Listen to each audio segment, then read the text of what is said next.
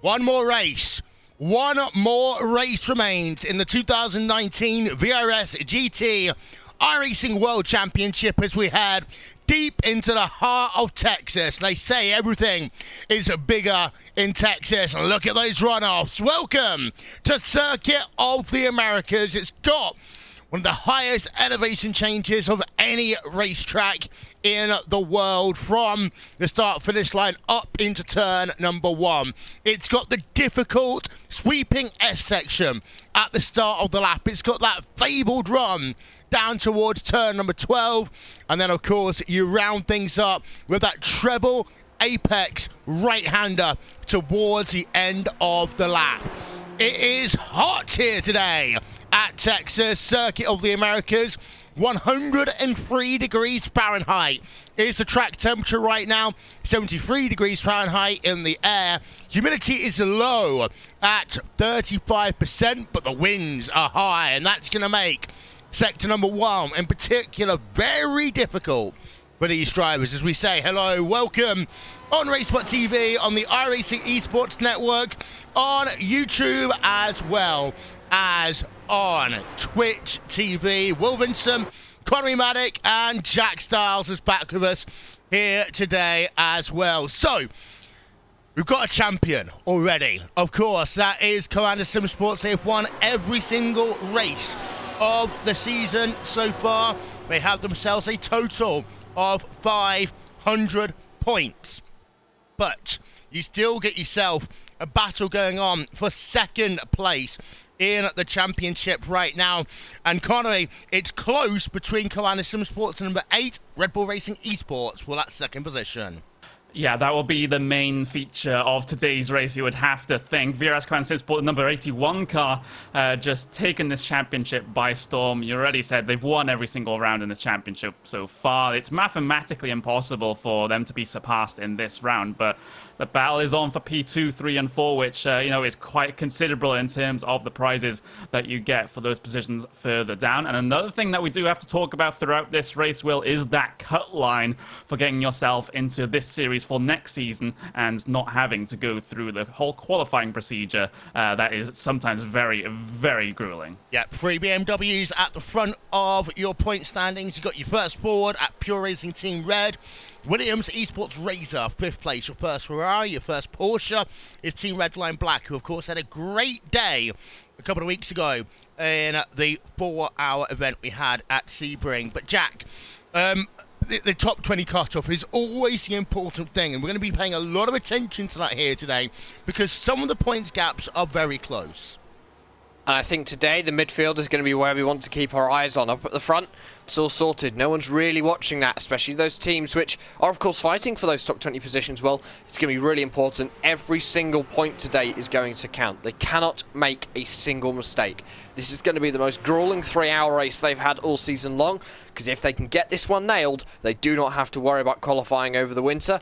Winter can be used to prepare for 2020. Yeah, indeed. As we see there, the current times, the number 81 team are leading the way. It's been a good qualifyings, actually. Talking about teams in your mid-pack. Oh, Black Star Racing, we go on board. Curse of the commentator, strike number 1 of the day. That was Thomas Atella, who just looped the back end of that car. MSI Esports were on board with them as they work themselves now down towards turn number 11. As it looks like it might be an outlap right now for Alejandro Sanchez in that MSI Esports blue car. But so it's currently VRS COTA Simsport leading the way. Team Redline Black in second place. Pure Racing Team Red in third. Black Star Racing in fourth. And the team that we're looking at on board right now, MSI Esports Blue, they are running in the 5th position. So Team Redline Black are keeping a little bit of the advantage that they got last time out. Of course, the best run we've seen by Team Redline in this championship in quite some time.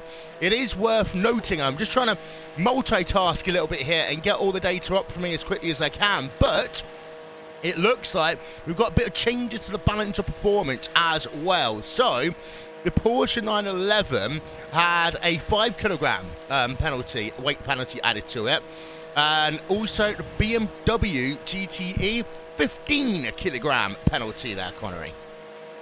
Yeah, absolutely. That's just changed the dynamic of the racing here just a little bit. BMW still very, very strong indeed, but the Porsches still in contention as well. And what we're seeing here from Team Redline Black, Will, is exactly the same as we saw actually at Sebring. It seems like they're having a late season resurgence here. The results of them at the start of the season were nothing short of abysmal, but over these last couple of rounds, they have really brought themselves to the forefront. And for names such as Team Redline, that's probably where they really want to be. Yeah, gap between P1 and P2 in qualifying is currently 0.2 of a second. Of course, I love Jack when we get the communication from the iRacing steward, Tyler Hudson. Everyone was like, first thing you need to do, add 30 kilograms to Joshua Rogers' car, the number 81, then see if they can still be leading. I will say, actually, in terms of the qualifying times right now, it's 2/1000ths of a second between the number 8 Commander Sim Sports car, who run in 6th place, and the MSI Esports blue car. So we've got some big laps coming up, and we're going to go on board with the MSI Esports blue car because they are on a flying lap right now. Indeed, they are. Alejandro Sanchez currently running himself up towards that turn 11 hairpin. A very tough hairpin to get right, this one, because if you get a good run off of this corner, you've got a good run down this very long back straight. Of course, Circuit of the Americas, a very modern circuit. It was completed within the last decade in one of these new famous Tilkodromes, which people nickname them this vast first sector that you usually see a long back straight and then a very twisty sector as well to finish off the lap. We're about to see Alejandro Sanchez enter that sector. A very wide entry into turn number 12 you can take, and very tight off of the corner as well to set yourself up to this twisty section. And that number 24 machine so far looking like a good lap. Yeah, indeed. So sector 1 time, 48.088 for him. Here I am scurrying around trying to get a piece of paper to note this down. But 48.088 then is sector 1 for him. Sector 2 time, well, we should be getting a sector 2 time very quickly now because he's almost at the end of the lap. So heading into turn number 19 right now. Of course, in the IndyCar race last year, as Sanchez is going to bring that car on towards pit road, so he's not going to then be able to improve that time. This could give the opportunity for Commander Sim Sports to maybe move up. They just head themselves now onto flying lap, Connery, and they've got themselves 5.5 minutes to get this one in. That must have been why we didn't get a sector 2 time, just stepping the foot out of line 1X.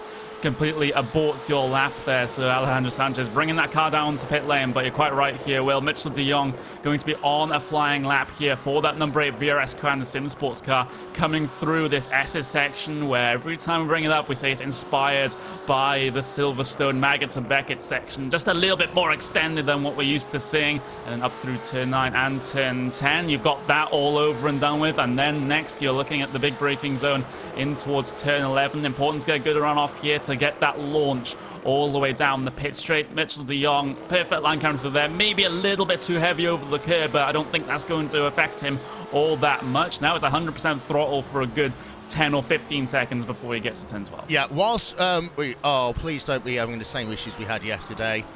So whilst all that was going on, apologies, we've got some issues with our graphics real quick, so we are going to try and restore that one back for you. One thing I did note there, though, Jax, you're going to have to talk for a few seconds, is that we saw the Burst Esports Team Redline car move up into, I believe, that was third place.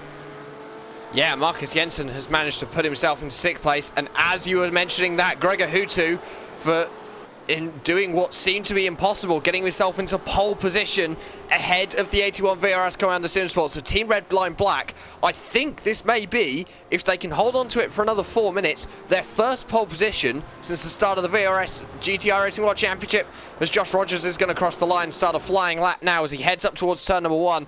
He's got to make up 500ths of a second to get his pole position back, Connery. This is going to be close.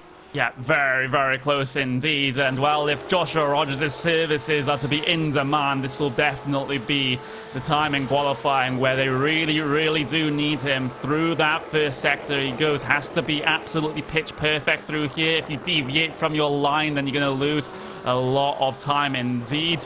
What a performance though for Team Redline Black here in qualifying to get themselves at least provisionally to pole position. But Will, Josh only has one shot at this. He does. It sounds like Eminem, one shot, one opportunity right now. Of course, he doesn't really matter. He's already the champion in that number 81 car.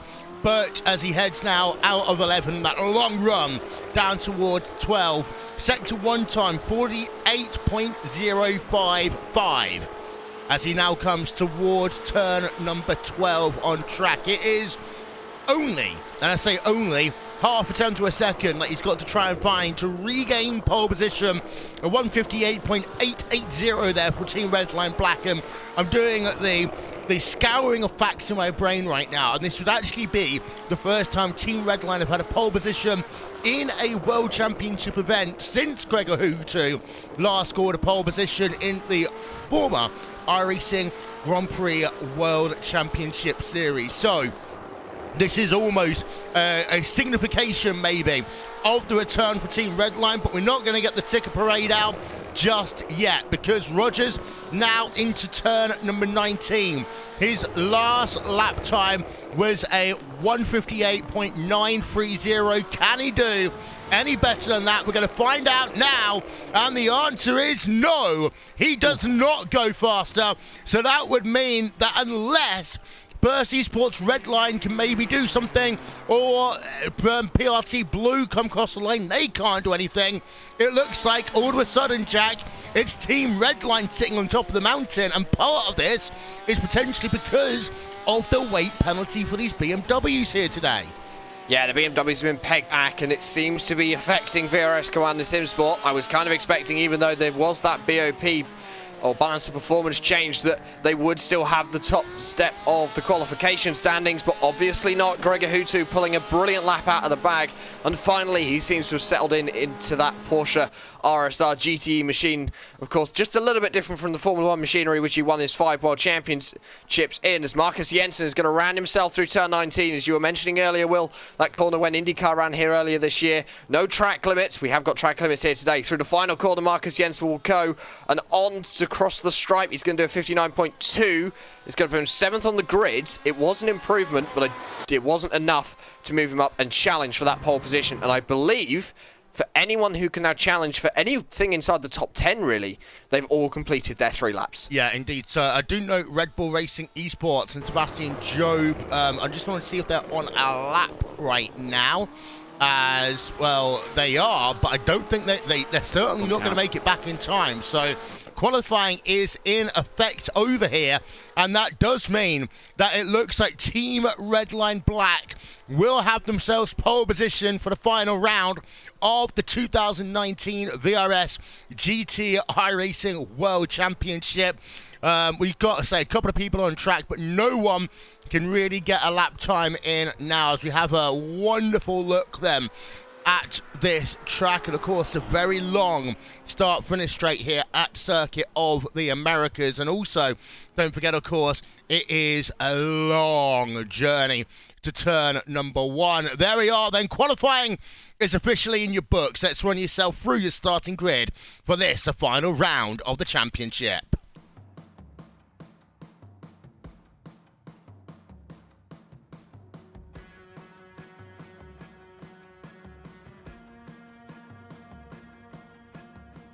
And it is Team Redline Black then who get themselves pole position. Gregor Hutu is going to be the driver starting this race here today. And they beat out Co-Anderson Sports by just 0.05 of a second. Row number 2 is going to be the DriveX Esports 3M car. Again, DriveX having a good run of things. They were very strong at the start of the race at Sebring a couple of weeks ago. Burst Esports Black on the outside of that second row. Pure Racing Team Red on the inside of row 3 with Black Star Racing on the outside. Good qualifying today by Black Star Racing. Row 4, Burst Esports Redline and Williams Esports Razor. And then rounding out your top 10, Apex Racing Team, the number 99 on the inside of row 5. And on the outside, SimRC.de Titan. The rest of the grid going to come up on your screen. Jack, keys to the race today. Consistency, making sure that you can keep this thing on that tarmac. The 1Xs are very, very easy to get here at Circuit of the Americas, and with that 36 instant limit, you can very quickly find yourself with a disqualification in the last round of the race. For those people in the midfield fighting for those top 20 positions in the championship, it's all going to be about consistency. It's going to be about getting each point they possibly can. Expect to see some good battles, maybe some contact as well, because I feel like some people are really going to take their life into their own hands today.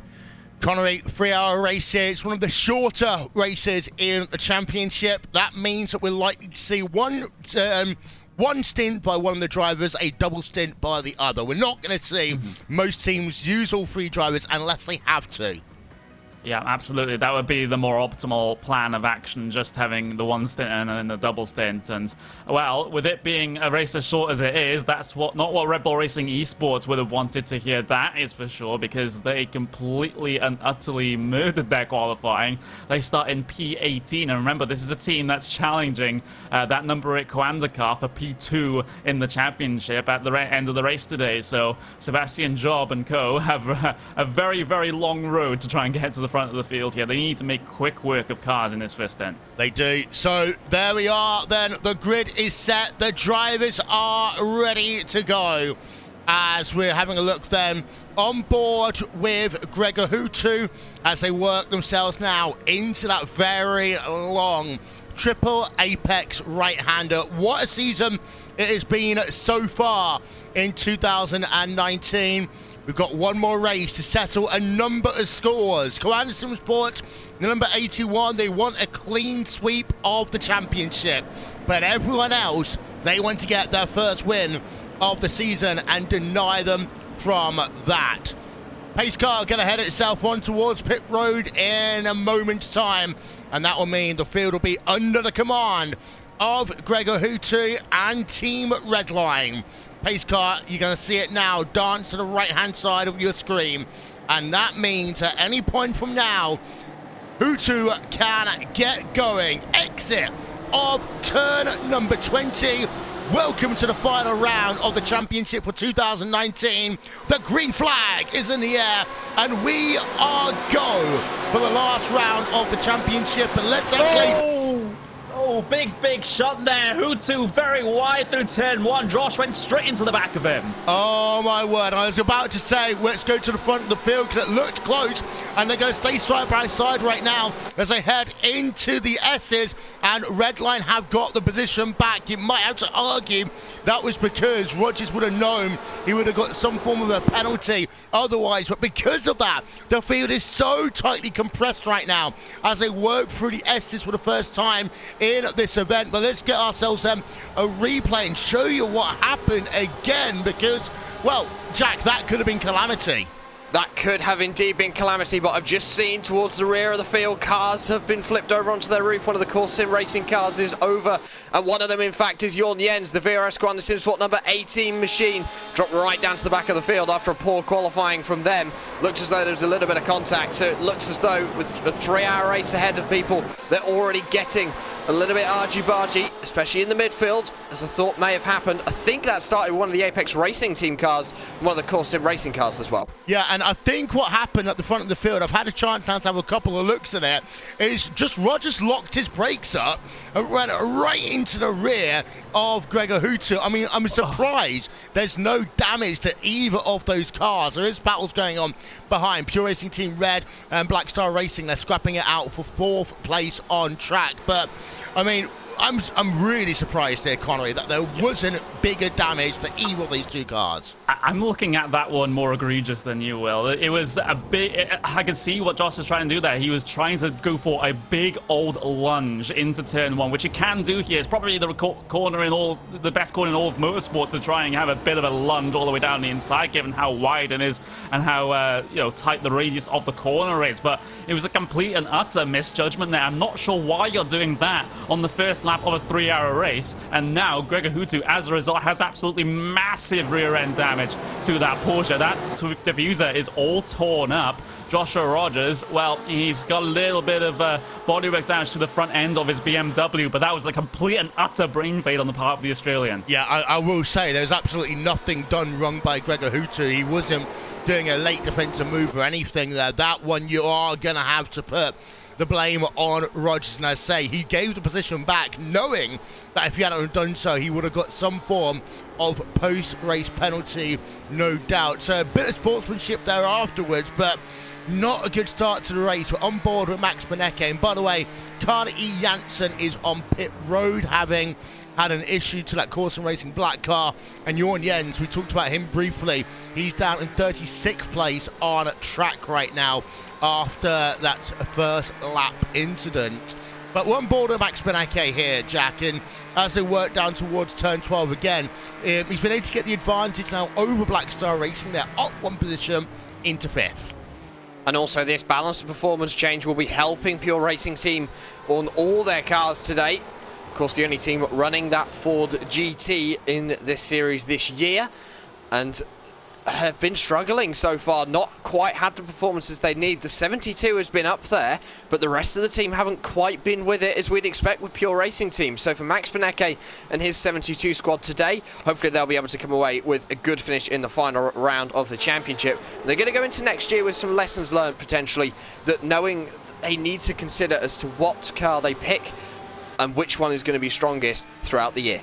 Yeah, indeed. And I will say the fact that number 72 is as high up in the championship as they are is a testament to the drivers who are a part of that Pure Racing Team Red Team. Of course, Max Benecke being the main driver. So he is down on the inside for P1 as well. Josh Rogers down on the inside, gets the position. At the same time, just checking there, Pure Racing Team weren't able to get moved on over DriveX Racing, but Josh Rogers is to the front of your field, getting past the somewhat damaged now car of Gregor Hutu. And there's a look of it inside line. You can just see it's a wide corner turn number 1, but Gregor Hutu gave him all of the track and a little bit of more just to get out of the way. He didn't want to get crashed into again. I don't know how much that he can defend given the diffuser damage onto the back of that Porsche. It seems like Joshua Rogers, he's gotten off the best, quote-unquote, out of that instant in terms of the damage, and he's already starting to pull a gap here, up to about 0.6 of a second immediately after that pass was done. So if that's any evidence that Greg Hutu can really fight this pass, then, well, there we go. Getting that complete up in towards turn 1, and now Joshua Rogers, he can do what he has done throughout this entire season and start to run away at the front of the field. Yeah, indeed. So I thought we had a spinner a little bit further back, but we don't. We have, however, got Williams Esports Chill Blast down to the inside of Pure Racing Team Blue, getting that move done complete. And also, you've got the number 4 car.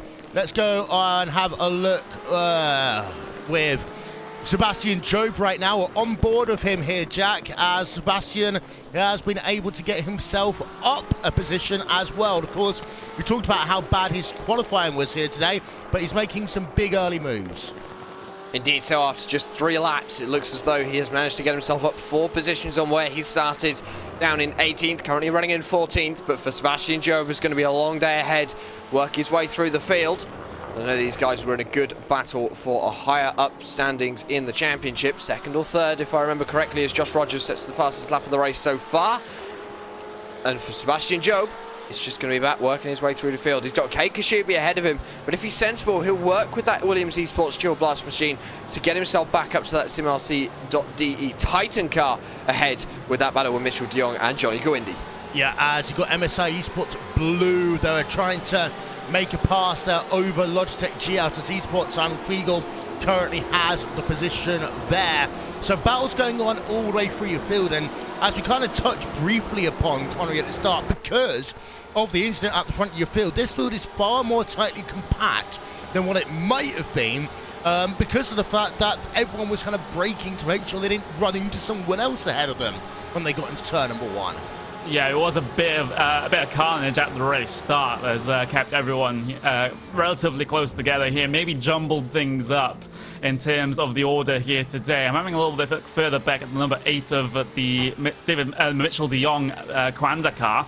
I'll eventually get that one out. DriveX Esports currently coming under threat here, and Kwanzaa will be able to get that pass done on the way down towards turn 12. You have SimRC.E Titan, that's third in line in this battle as well, also looking for an opportunity into 12, and DriveX Esports has given him the space. Both the Kwanzaa and DriveX cars track out very wide coming through there. Back onto the track they go, though, and Jürgen Frank can't find a way through just yet, looking for a cutback move in towards 14 and 15, and, well, that's simply not going to happen for now.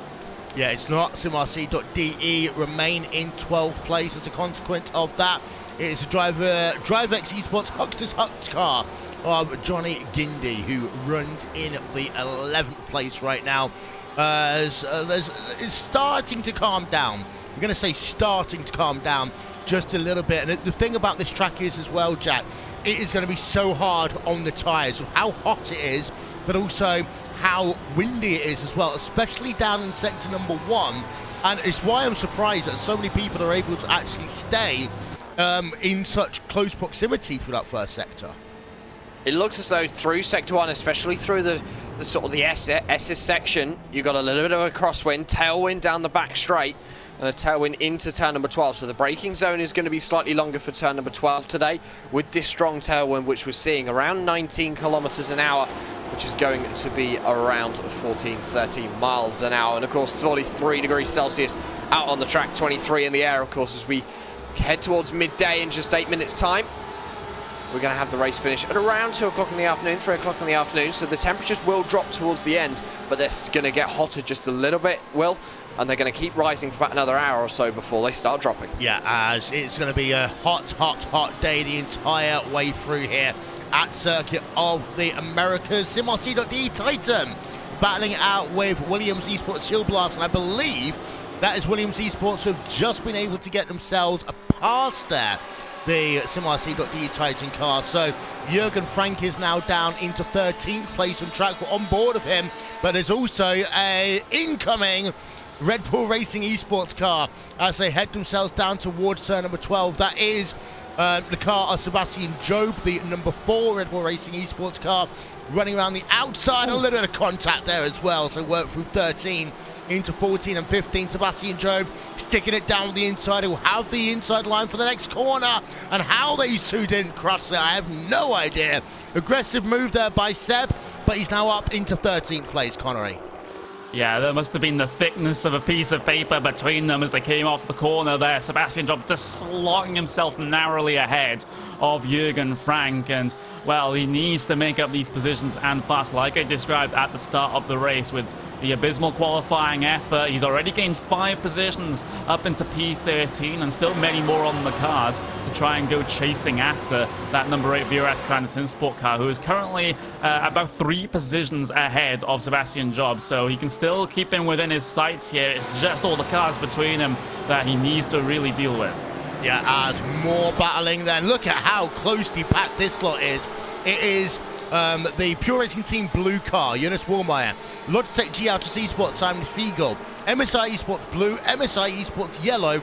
They are all so close together through turns number 2 and 3. They have separated out a little bit now as they work themselves toward the end of the SS section. One thing we've got to, of course, remember, Jack, is that the SS section, you've got those yellow curbs. You can see one there on the screen, just on the inside of the corner. If you run over that, it can literally bounce your car up into the air, give you some underside damage. So even though there's a lot of runoff areas here, it doesn't mean these drivers can be overly abusive, especially down at the S's.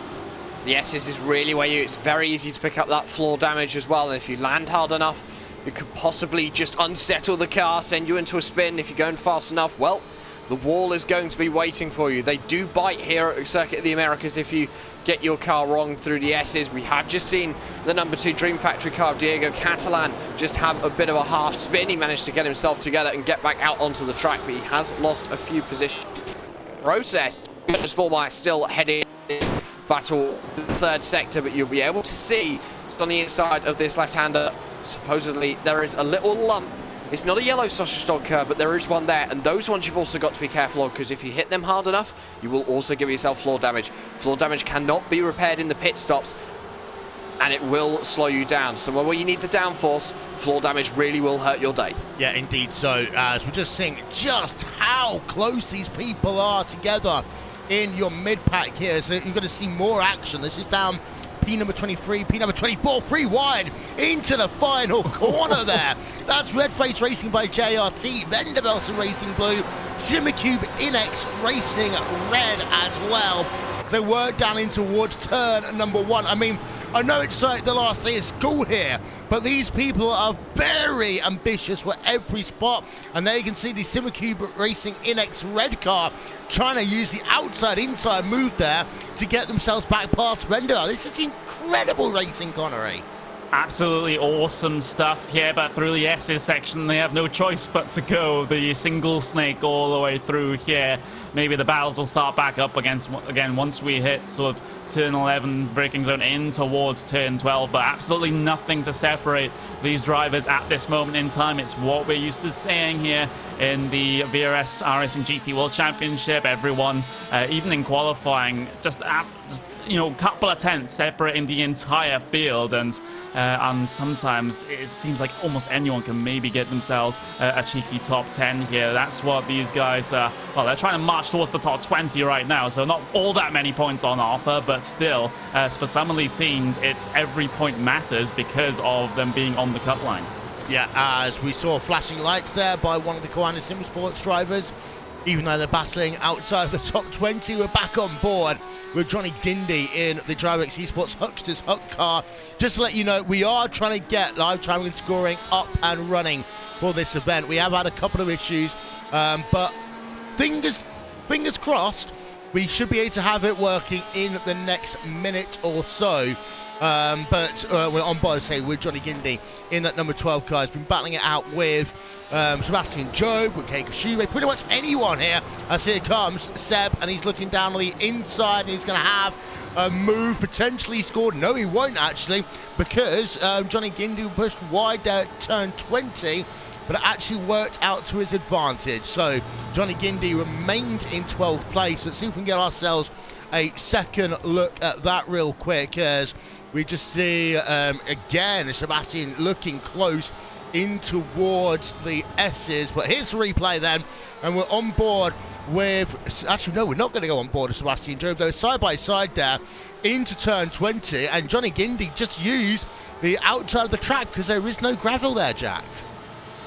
No, he was able to use that tarmac runoff and just get a little bit of speed up, get himself back in front of Sebastian Job, and held on to the position for now. This is the battle for 12th position, but for Johnny Gindy, he's got his work cut out. Sebastian Job is on a charge, and he will want that position so he can get himself further up the field. He's losing time with every single lap to Mitchell de Jong in 10th position, and this is the person who he wants to be fighting for points in the championship. Yeah, indeed. So as just keeping an eye out on battles going on a little bit further ahead as well.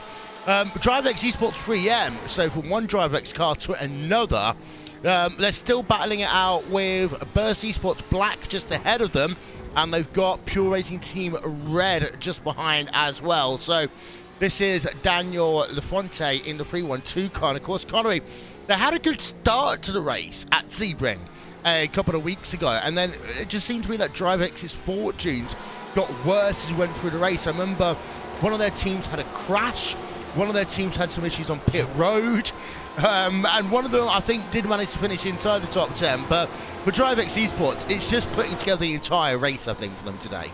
Yeah, and that car that did finish inside the top 10 was this one, the 312. But if you look at their previous results throughout the season, P30, P21, P39, P13, P8, right at the very end there. So that is not what you like to see, especially when they have pace such as this. They're able to run inside that top 5, but haven't been able to get any just yet. They're forced to go pretty late on the brakes there because of the threat from Maximum Beneke in that PRT Red Ford behind, but just a little bit too far back in that particular instance for Beneke to be able to make the move. But I think for DriveX Esports, a strong finish right at the end of the season here will be absolutely beneficial to them. Maybe looking to go into the numerous private leagues that we have here in iRacing that run them through the winter and, of course, setting themselves up for the next season, since they are very, very clear in terms of, well, I guess relatively clear. I guess a good result here inside the top 5, top 10 would mean that they can get themselves into the next season here. I'm just trying not to give them the curse of the commentator here, but they're P18 in the championship standings right now, so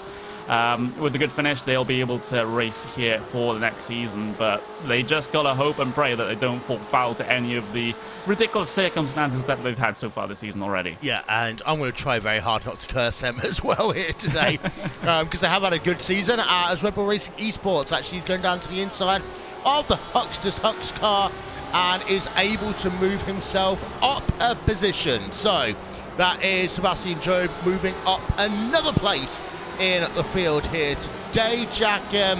It gets harder, of course, the longer you go into this event to make up, because, of course, the field gets more spread out. But Seb, of course, still trying to battle for this championship. Well, not championship, for second place in the championship. He's got a lot of work to go, though. He has indeed got a lot of work to go, but still 2 hours and 40 minutes remaining in this race. A long, long way to go for these guys as well. It's still possible if he can just get himself ahead of Mitchell de Jong. He's lost about another half a second in the last lap and a half or so with this battle with Johnny Gindi. The next car ahead of him is Kei Kashubi, 1.8 seconds up the road. So it's going to take a little bit to try and catch up to that Williams Esports Chill Blast machine. But once he does, I have a feeling that he'll be able to latch onto the back of Mitchell de Jong. A little bit of strategy might be able to play into Red Bull Racing Esports hands as well. They have been ones who have been very adventurous with the strategy this year, as we have seen cases like Spa, so they may go for a very similar strategy here today. Well, and in some cases, you can try and use it to your advantage here. The thing about this track is, of course, it is a high fuel consumption track.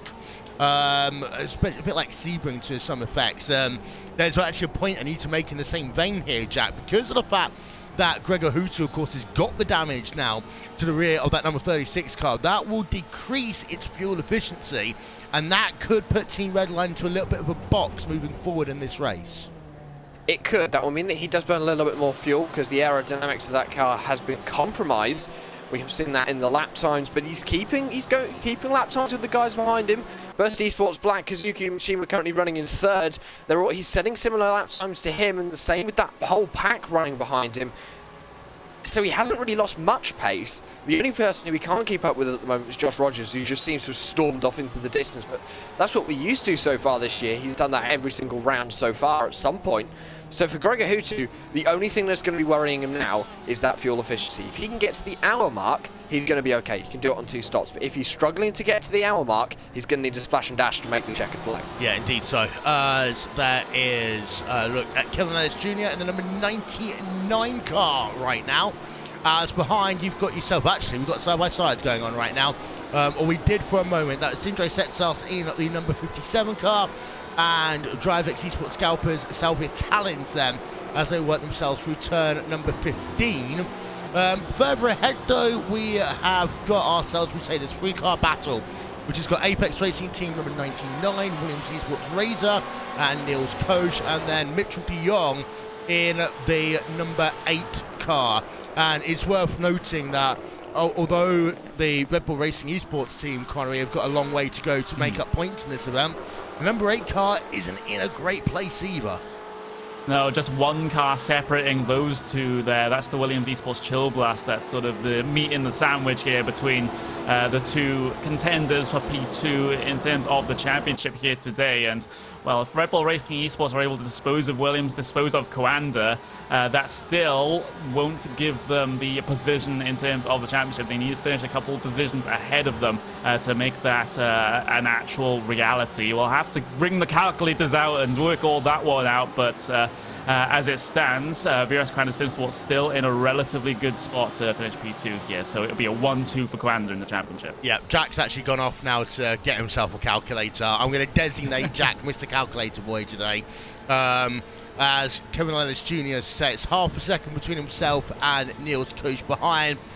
Burst Esports Redline and Marcus Jensen, they are ahead in 7th place. One team, we touched upon this in qualifying here, Connery, who seem to have shone well, is Black Star Racing. They run in P number 6. They did lose position early on, to the Pure Racing Team red car, but apart from that, they've been running high inside the top 10 all day.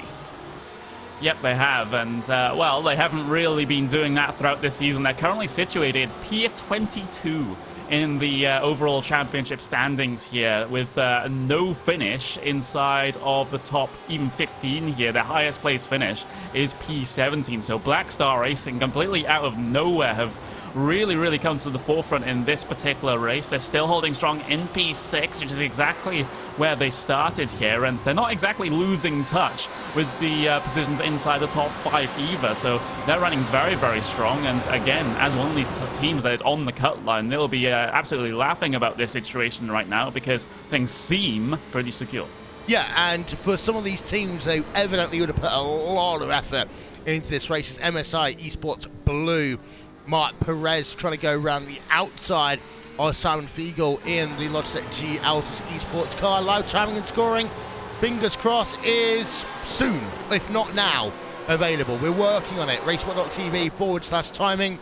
And whilst you're there, don't forget you can check out the all-new Racebot TV website as well at racebot.tv. We're doing a lot of work to try and make it easy for you to find what events are coming up that you'll be interested in the future. Hello, of course, to everyone watching on Twitch as well as YouTube Gaming. As just paying attention then back to Mitchell de Jong, and he's got himself Niels Koch just ahead of him in the Williams Esports Razor car. A third of a second is the gap between them right now as they work down towards turn number 12 again here, Jack. Yeah, they do, as Mitchell de Jong, he's eyeing up a move. A little bit of rustling going on ahead between Kevin Ellis Jr. and the Burst Esports Redline car of Marcus Jensen.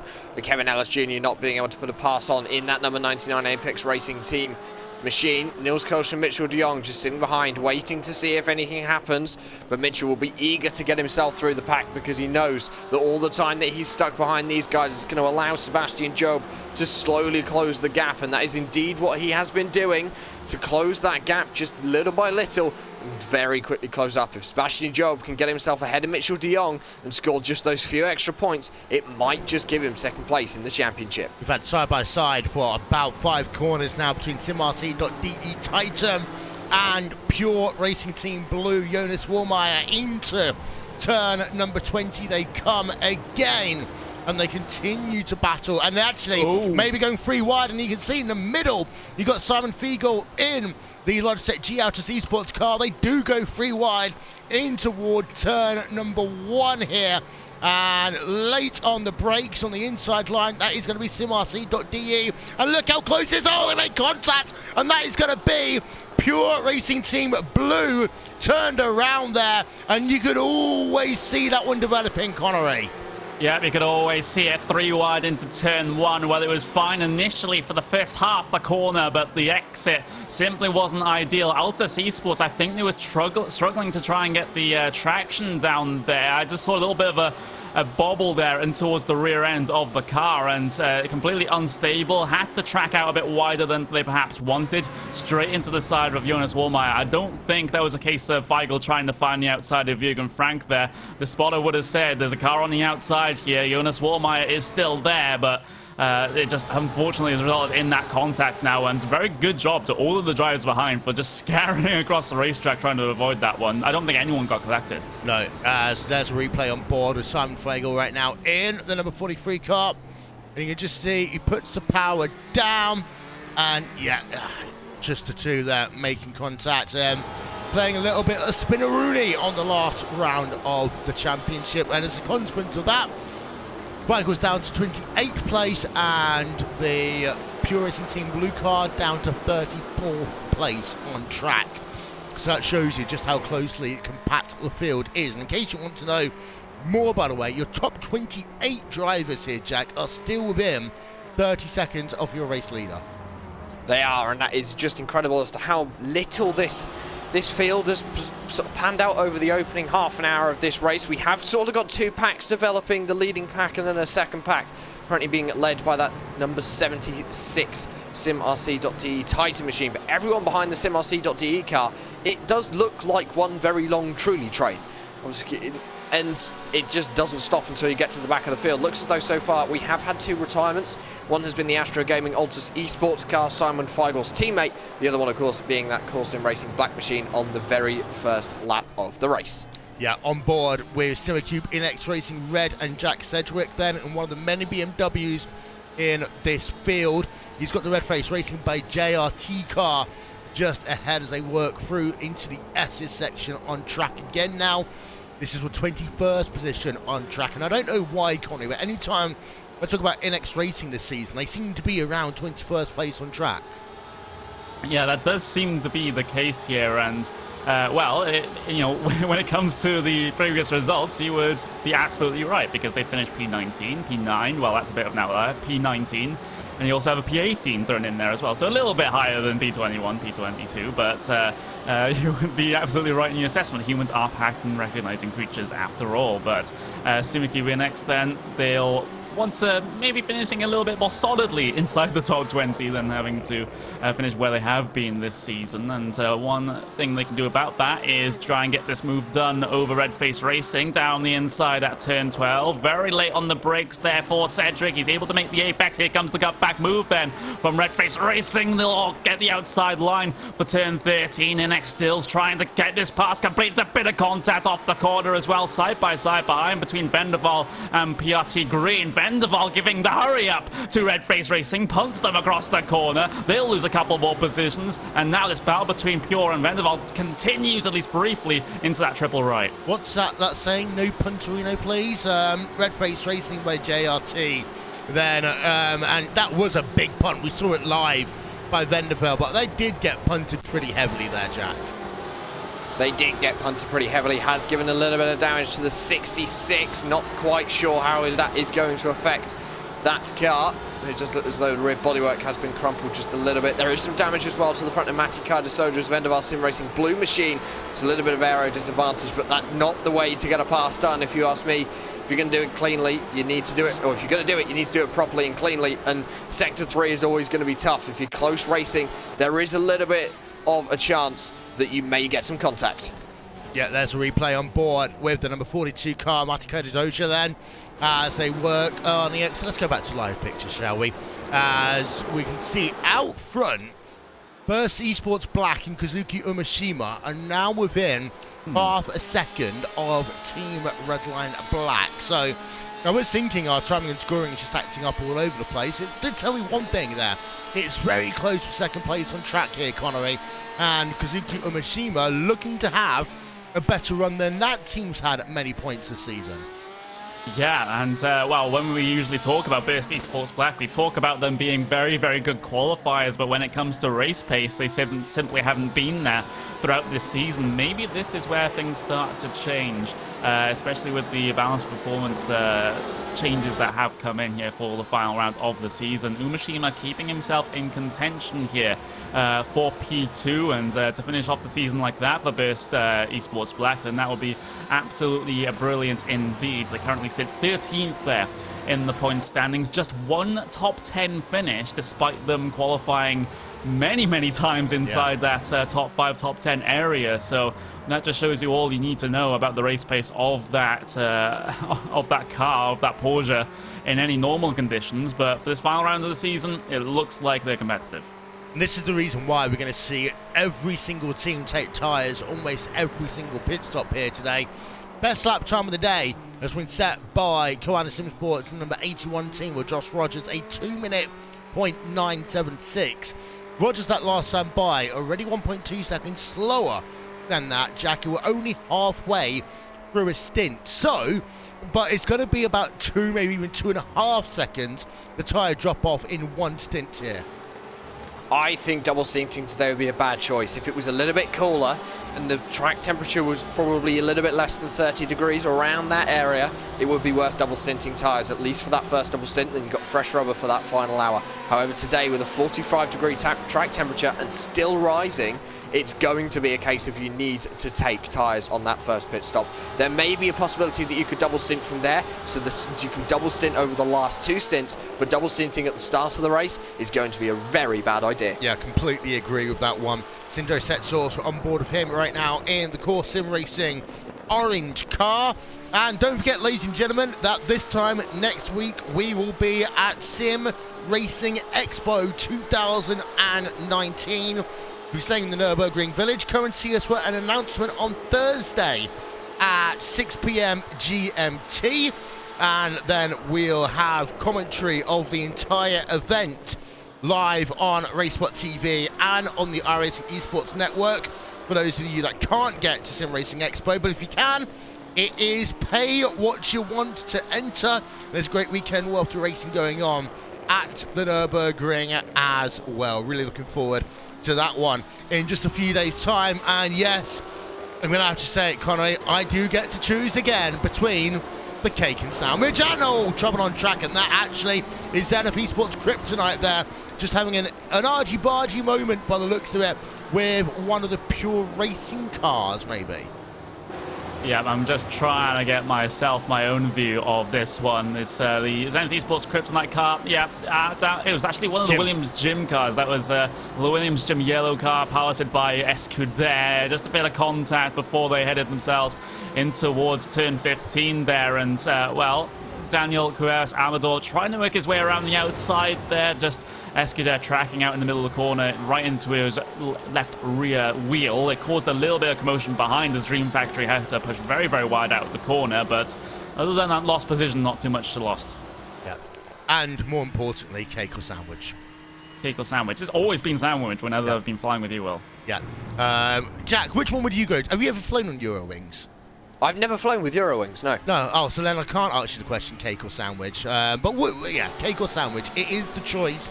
And we're going to be recording a lot of fun things over at Sim Racing Expo as well. So don't worry, it won't be 2 days talking about cake or sandwich. It's our version of cake or death for anyone who's watched Idiazard at any point in their lives. We're on board with Max Benecke right now in the number 72 car.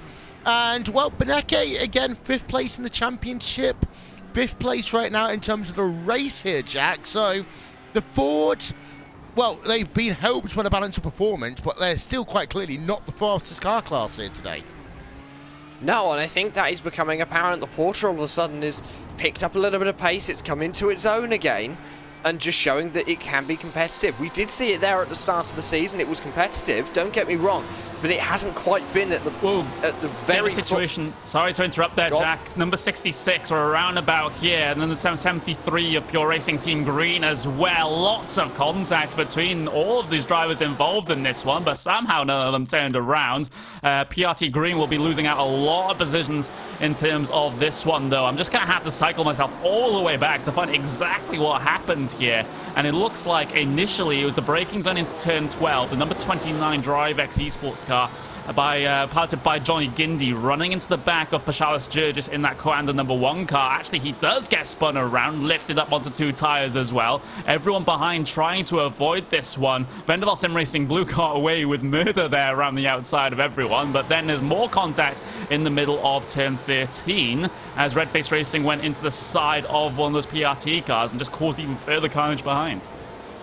Yeah, we're having a look at some replays right now. We were looking at some replays, but it seemed to have decided that's all we're going to get.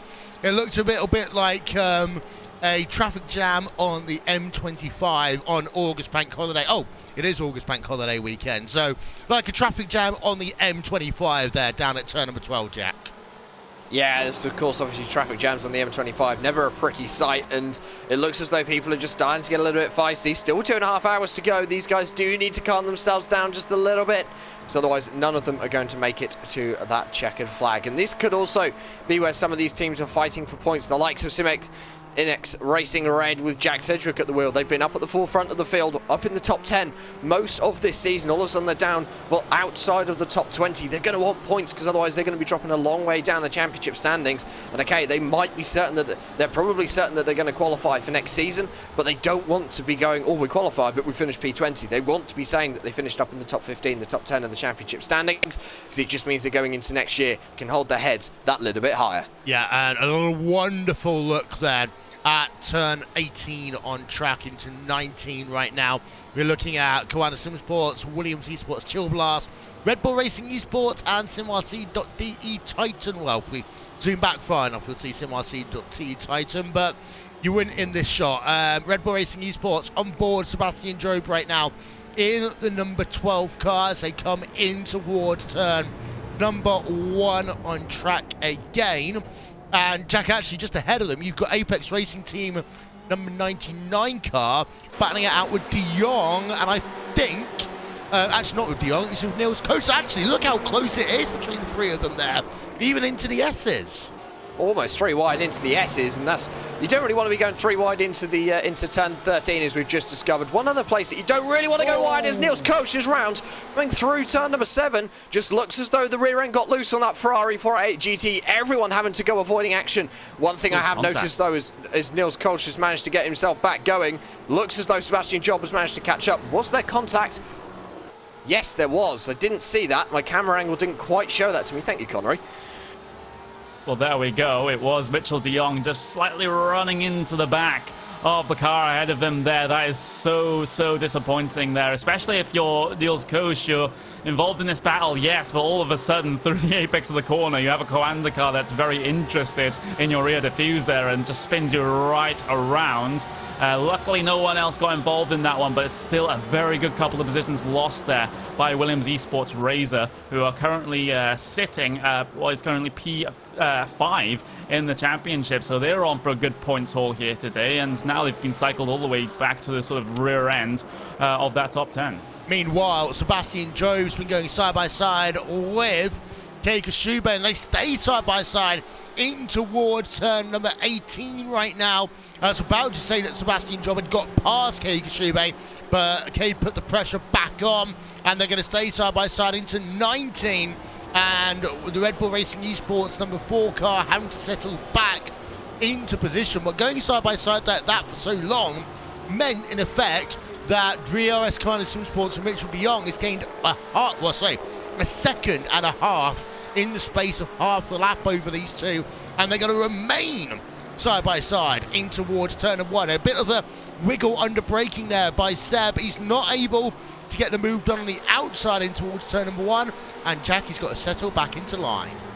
I think for Seb as well, one thing that maybe hurt his run, especially on the exit of turn number 1, he caught that yellow sausage dog curb on the inside, bounced his left-hand side wheels into the air, and that would have just broke traction on that BMW M8 GTE, meaning that he couldn't get the power down and couldn't get the run off the corner which he needed. I think had he not done that, he would have been able to. They would have been going side by side through turn number 2 and up towards the S's. But Sebastian Job now, he's just got to recollect himself. He's pushing hard because the car was sideways as he brought himself through turn number 9 up towards turn number 10. He's got to recollect himself and go again to get past Keiko Shube, and then after he's done that, the next target for him is going to be Mitchell de Jong. Yeah, and what has it been with Commander today? Of course, we saw the incident at the start of this race, Jack, between Hutu and Josh Rogers. We've seen a close call by Mitchell de Jong and one of the Williams cars. We saw an issue with Johan Jens at the start of this race. We've seen Pas Gergis involved in issues today.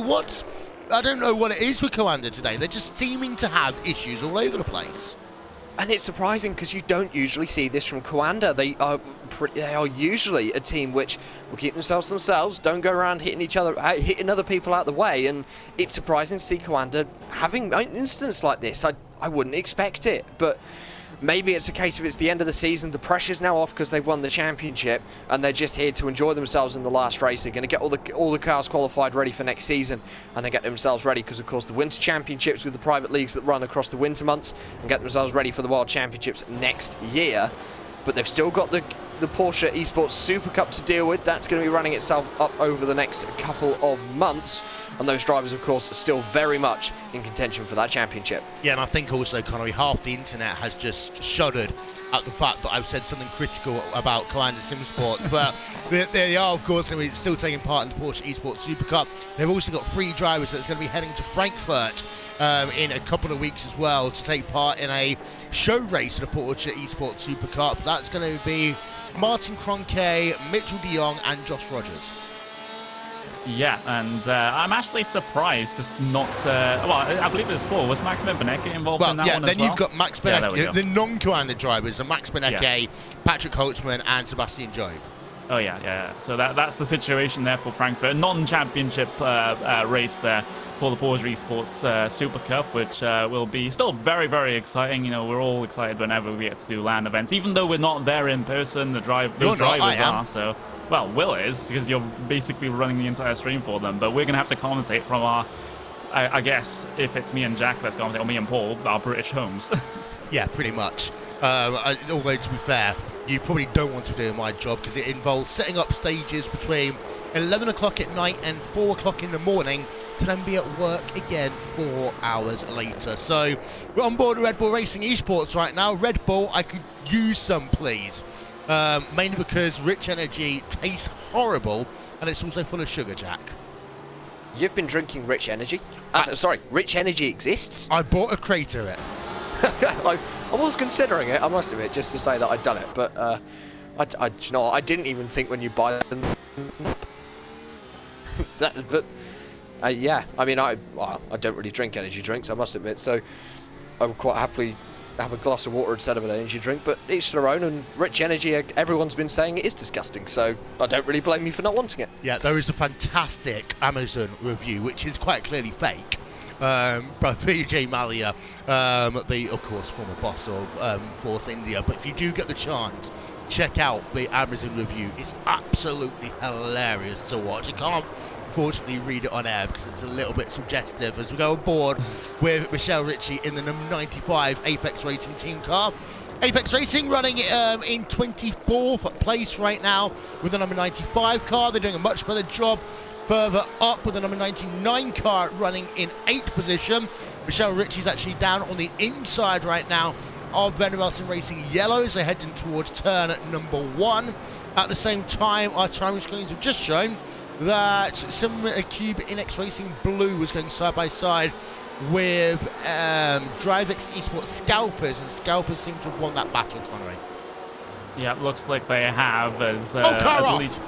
So that's the Red Face Racing by JRT car hard into the barriers, and that is down in the S's. Replay coming up for that one. So just having a look then, it's a very weird crash. It's the curb. Yeah. Yeah, it was the curb. We didn't get a full look at it there because it's literally just as they go underneath the bridge. So let's try and get another better angle there. So to run, yeah, hop over the curb, straight into, well, that's what we talked about. See, we do know what we're talking about, Connery. Sometimes we do. But Red Face Racing seems like their race just goes from pretty bad to absolutely abysmal here. It seems like they've been involved in everything that this race has to offer here, including getting themselves involved in their own sort of errors there. With those yellow sausage curbs. Of course, they're less of a threat in these sorts of GT cars as they are in the open wheel cars, where they can very easily damage the front wing. They can damage the undersides of the LMP1 prototypes as well, and the LMP2s, but still, they are very, very vicious, and they can just spit you out just like that. Yeah, as MSI Esports Blue, by the way, just getting past MRC.de Titan, and we've got Beneke on pit road. After 45 minutes. Now, I don't get this one. I'm trying to do the maths really quickly in my head.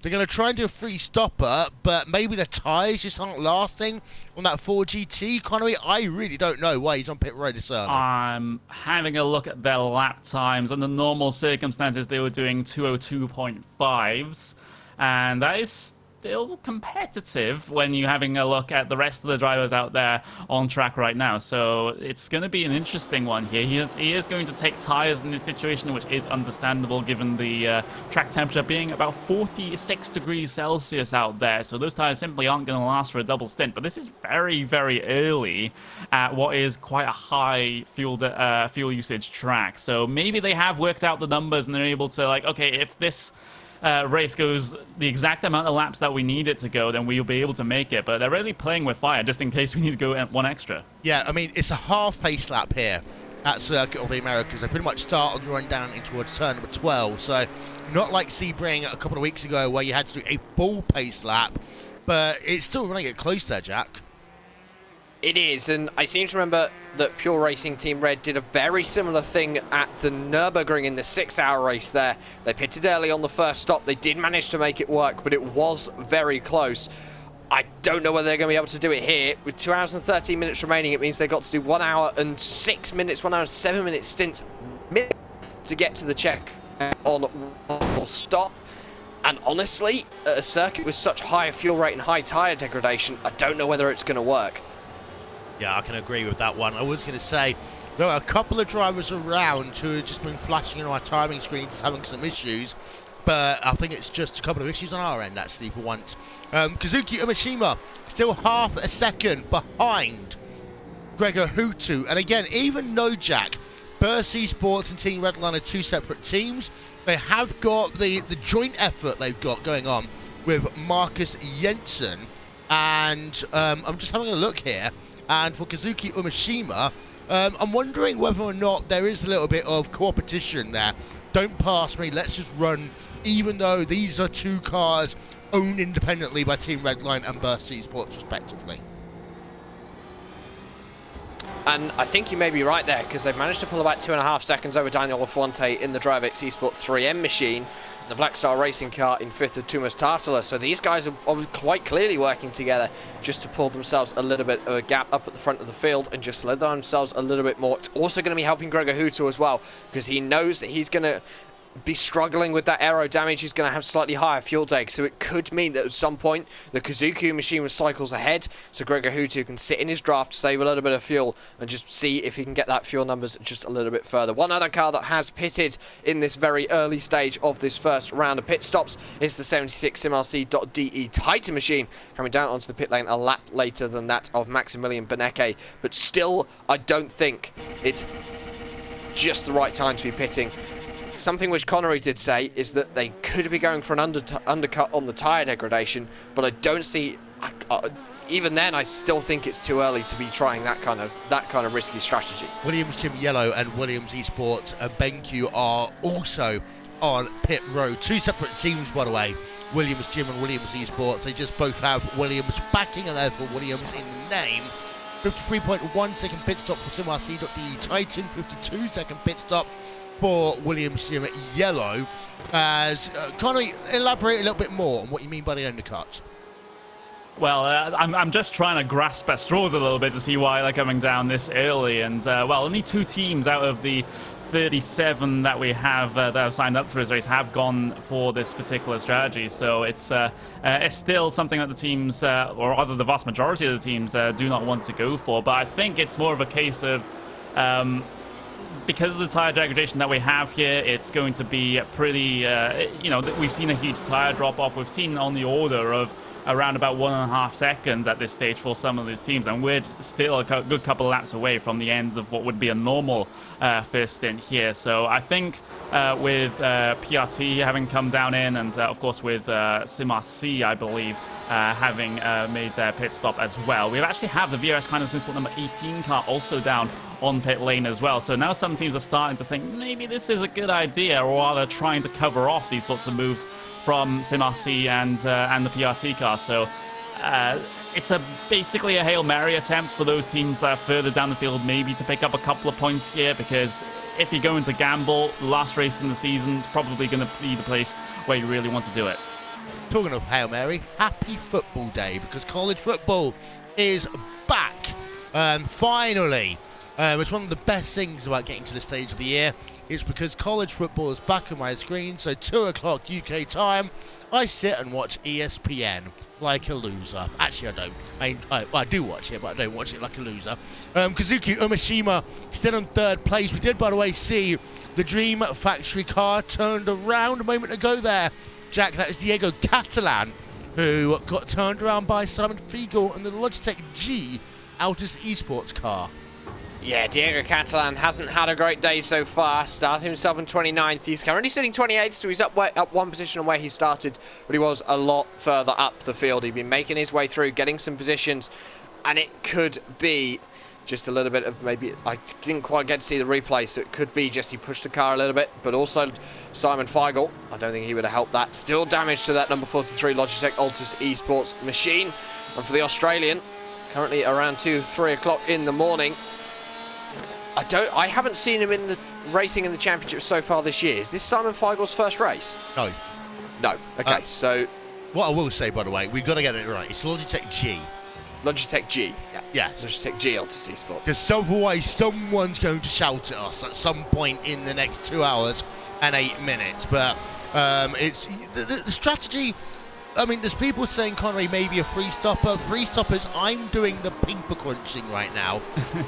And it's a long pit road here, which is the reason why I would normally say no. Of course, it's not as long as Spa when we go there, because that's 2 minutes end to end. But end to end, it's a minute and 15 seconds.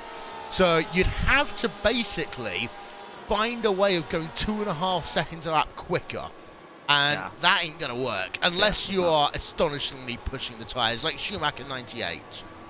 Yeah, I mean, we're just all throwing suggestions out there, I believe. Well, us as commentators and people in the chat as well. But three-stop, we haven't seen it throughout this entire season. I don't think we've seen it for a 3-hour race throughout the entirety of the World Championship. So it would be an interesting thing to happen, but not going to be the case, I think, here today. Good couple of cars on pit road. That is going to be the Vanderbilt Sim Racing Blue. Actually, they're heading their way out here. So still a good couple of teams deciding to come down early before the hour mark that we usually see everyone come down in. And I'm just excited to see how this will work out for the teams that have done this. Yeah. Jack, also, you've enraged Australasia. It's only 1 a.m. so far. In some parts of Australasia, it's only 11 p.m. So they can still go for a couple of hours, but the number 42 car out and away in 54.1 seconds is their pit stop. Well, I do apologise to the Australian community. I do not have a world clock in front of me, which is kind of annoying, but I was taking a hazard guess as to when I know my teammates usually go to bed on a Saturday afternoon. So, but for Matti Kaidasoja, out and away after his first pit stop, it looks as though that to be a full service as well. Everyone taking tyres so far. Now, don't blame them because the track temperature is almost approaching 47 degrees Celsius. I'm surprised they aren't starting to crack eggs on pit lane, because I reckon you could cook them. If you laid one down on the concrete, I reckon that would cook in about 10 minutes. Yeah, 116 degrees Fahrenheit is the track temperature right now, so it's gone up by 13 degrees Fahrenheit over the course of this first hour. So we talk about this track getting hot. I'm trying to do the math there as well, Conway. It's just the hottest we've seen the track conditions all year. I think for this series, yes. Although I have seen in some other broadcasts that we do, I've seen temperatures of above 50 degrees Celsius, especially at Interlagos with the, I believe it was the Porsche,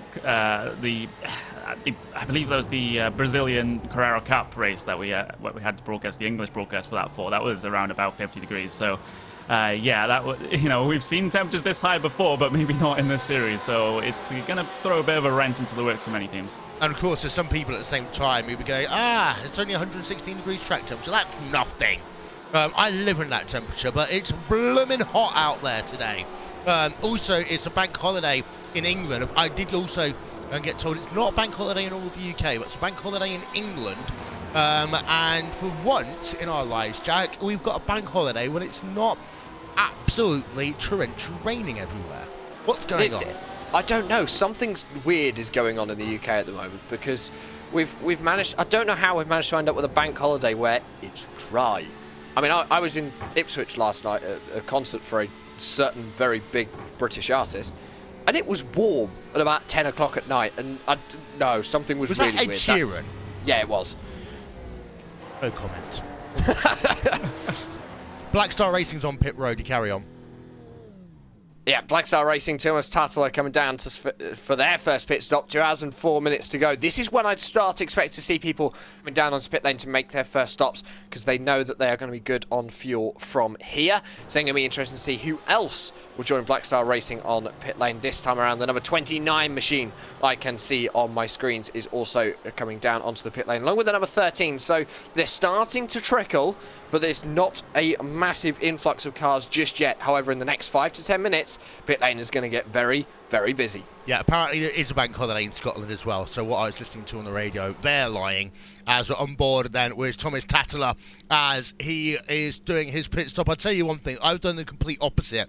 Actually, I was at a music festival once, and it was so wet. I have never owned a pair of wellies in my life, except for this one day at a festival where it was absolutely drenched.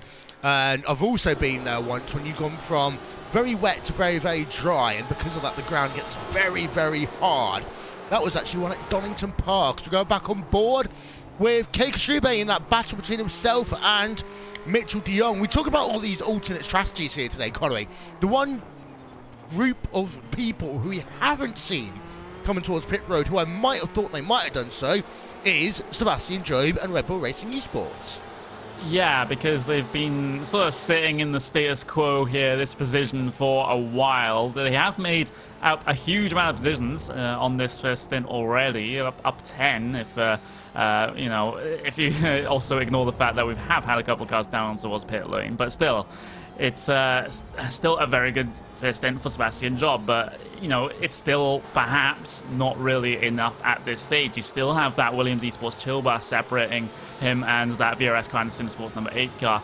What it could be is that he's hoping that COTA Strube actually gets into a battle here with Mitchell de Jong side by side, so that he can be reeled all the way back in and then maybe pick up the pieces should the worst happen between these two. But right now, it's a relatively conservative strategy right now for Red Bull Racing Esports, despite all the passing that they've been doing early on. And COTA Strube, of course, was battling it out earlier with Sebastian Job, and that actually allowed de Jong to get about 2 seconds ahead of the two drivers. It's all kind of closed itself back down together. Playbot Kazibom in the TX3 by Fushmaster Blue car is on pit road this time around. There we are, having a look at Playbot Kazibom in the LDLC sponsored car. And as far as I'm aware so far, Jack, there's been no driver changes. I haven't seen any driver changes take place, and I believe these are the guys who are probably going to double stint on the first one. Then we're going to see the drivers get in to do that final hour. Those second drivers in these teams. I know we said this about an hour ago, just before the race started, but I can't see anyone using 3 drivers today. It just doesn't seem economical. The best way that you want to do this driver strategy-wise is get someone out for the first 2 hours, because they can deal with these changing track temperatures, especially as it's rising. They can deal with the apparent lack of grip, and it's getting less and less as you get further into the race. Those guys doing the third stint, they are going to be able to have that cooling track. The grip's going to come a little bit more to them, so they are going to be in a slightly better position as well on those new tyres. But one thing these guys also need to remember is if they're putting a new driver in, make sure you send them out on new tyres. Sending a driver out on worn tyres is never a good idea, because it usually ends up in something called an Arco wall. Unless, of course, your name's Kind of Sim Sports and it's the last round at Sebring, when they did just that. But of course, we're talking about Josh Rogers here, so this is the reason why he won the race. By the way, Williams Esports Shield Blast, Williams Esports Razor, both on pit road this time around. As I had a thought, I had something that I was going to say, and now I've completely forgotten it. As we go on board with Kazuki Iwashima once again in the number 96. First Esports Black car. 1 hour of this race is almost scored complete here on RaceSpot TV and on the iRacing Esports Network. So thank you for those who have joined us here today. We note still there are some issues with live timing and scoring, but the majority of it seems to be working now. So you can check that out, RaceSpot.tv/timing for that one. And we expect to see Rogers, Hutsu, Umashima, everyone else in this time around. And just to go back to the free driver situation, the only time really, Connery, I'm going to expect to see that is if there's a team who haven't used up all their drivers so far this season, who need to use their drivers in order to ensure they can stay in the team for next year. Yeah, of course, the rules are the rules here, and well, if a driver hasn't competed for your team throughout the season, then they're not going to look good coming into, or at least getting themselves actually qualified into the next season. So that's certainly one thing that the teams do have to be concerned about.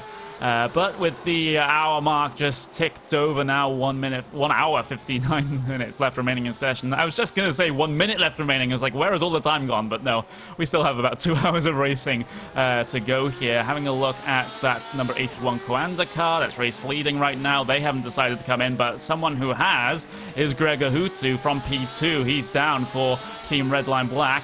We've got Burst Esports Black. They stay out in P3. Yeah, as I was just thinking whilst you were talking 1 minute ago, is that I wish that these weekends go quickly, but Gregor Hutu, pit road. You've got Daniel Lafonte, pit road. Mitchell de Jong on pit road now. This is going to be interesting for Kazuki Umeshima because of the fact that he will need to really push now to try and make this overcut in a sense work. But it will give Gregor Hutu maybe a bit of breathing room because of the fact the two drivers didn't come on towards pit road at the same time. Give you an update on where Pure Racing Team Red were doing in terms of their tyres. After they pitted, they were about a second and a bit faster. I'm just trying to see where they are on track right now, and whenever you do these things it never works, but Max Benecke was going about a second and a bit faster. His last lap time though, back into the 2-minute 2, so tyre life here is not long, Jack. You only get the advantage of those fresh tyres for maybe about 6 or 7 laps, it looks to be. Yeah, and it's those 6 or 7 laps which Max Benecke is really going to have to make count, but it does mean that his tyres are going to go off 6 to 7 laps earlier than everyone else who has just come down onto the pit lane. For the likes of Josh Rogers, okay, maybe Max Benecke is not going to get anywhere close to him today, but it's still comparing him to the leader. He hasn't pitted yet, and he's going to be 31 laps into his stint as he crosses the line this time. Neither is Kazuki Umeshima and Marcus Jensen. We've seen these guys now go past the hour mark, which means that we know that they're going to be comfortable on fuel to do it on 2 stops. How long these guys can go is going to give us an indication on how far the guys like Max Benecke and Jürgen Frank, who pitted very early in this race, can go on their stints to make it to the end. It may be that Max Benecke has gone for the short stint first and gone for the bit more of a risky move, which is going to be interesting to see. If we can see Josh Rogers get to about the 1 hour and 53 mark, I think the driver of Max Benecke is going to be okay. Jürgen Frank will join that club as Kazuki Umeshima and Burst Esports Black from 2nd place is down onto pit lane. Yeah, they kind of had to do that one. It's worth noting as well, Connery, that Max Benecke, Kevin Ellis Jr., Thomas Tattler, aka Pure Racing Team Red, Apex Racing Team and Black Star Racing, they've all gotten themselves ahead of that Team Redline Black car, Gregor Hutu, partially because of the fact their pit stops are all faster, taking less fuel. Yeah, absolutely. And the fresher tyres in the early stint certainly helps as well. So a little bit of an interesting situation, an interesting dynamic here, at least through this second stint here, where we have the cars are on the quote-unquote normal strategy of pitting on the hour every hour, just having to come through on the slightly slower traffic of all the drivers that have tyres about 4, 5, 6 laps, even 8 laps older than them. So it's going to be a sort of managing the traffic in a way here, but the traffic is still relatively on pace with you. So it's going to be a tough one for the likes of Hutu and everyone else that's right at the front of the field right now. And so, well, they still haven't pitted yet, have Quanda, Burst, DriveX Esports, MSI. We're still waiting for them to come down. And, well, they've managed to get ourselves 5 minutes into this second hour here. So that makes things look good in terms of those guys that came down early. Heard an O, Jack. What's the O? Oh, you're just singing Ed Sheeran. No. There was almost an incident between Josh Rogers and the 51 Vendaval Sim Racing yellow machine of Hadrian Hettich going into turn number 12. Hettich looks like he just got his braking point a little bit wrong, nearly ran into the back of Rogers. Rogers quite clearly let go of the brakes. There was contact, a little bit of a touch, and they both went wide. Looks as though they both managed to escape with damage because of how minimal the contact was. But that was almost a race-ending incident for Josh Rogers there. No, you say that stand at turn number 12? Yes. Let's get ourselves a replay, shall we? This is in the running towards turn at number 12. But by the way, Rogers is on pit road now. That is the Vendaval Sim Racing car. And that, if it was probably 5 miles an hour more, you would have seen Josh Rogers quite clearly spun around down at turn 12 there, Jack. Yeah, that would have been maybe not race ending for 5 mile an hour more. Give it 20 mile an hour more, then yes, it would have been, because he'd been hard into a wall. But he was very lucky to save that. Brilliant driving there by the Australian. He's going to stay in the car for this second stint, which means that either the driver of Martin Kroenke or Ricardo Castellada is going to take it to the end. And I have my money on being Martin Kroenke, because he's currently the only one who is in with Josh Rogers in the session. Yep, so there we can see your race leader. I'm going to be very interested to see what happens in terms of the time that a couple of laps it's been now since we had Burst Esports Black, etc. on towards pit road. See what the gap is, as Burst Esports Black and Umeshima have got themselves ahead of Josh Rogers. And wait a minute. Yeah, I was about to say that. I mean, we talked about crazy strategies of the day, Connery. Umeshima is staying out with no fresh tyres. I mean, the other burst car stayed out on all tyres as well. So that's the Burst Esports black car and the Burst Esports red line car. Double stinting on these first 2 stints. We've already said how we think that's a very, very bad idea indeed. But Burst Esports were like, well, we might as well, just take a punt here on the last race of the season. Jack, you're bringing up a very good point there in just our internal communications, that if they've tested this and think it works, then all the more power to them. But 48 degrees track temperature, optimistic. I would say personally that if these guys have tested it, which I'm going to guess that they have because they're going for a double stint strategy on these tyres, they're going to know it works, they're going to know what the drop-off is, they're going to know that it's going to be worth doing. Even if they lose 5 seconds over the course of the run, it may be that they come out with fresh tyres alongside VRS Command Simsport for that final stint, and they are ahead. You never know. It could be the difference between these guys finishing on the podium or potentially one of the Burst Esports cars getting the win and them finishing off the podium. Did Gregor Hutu take tyres? Yes, he did. Yeah. So, indeed, the Burst Esports are the only team to double stint these tyres. Very risky strategy, I think.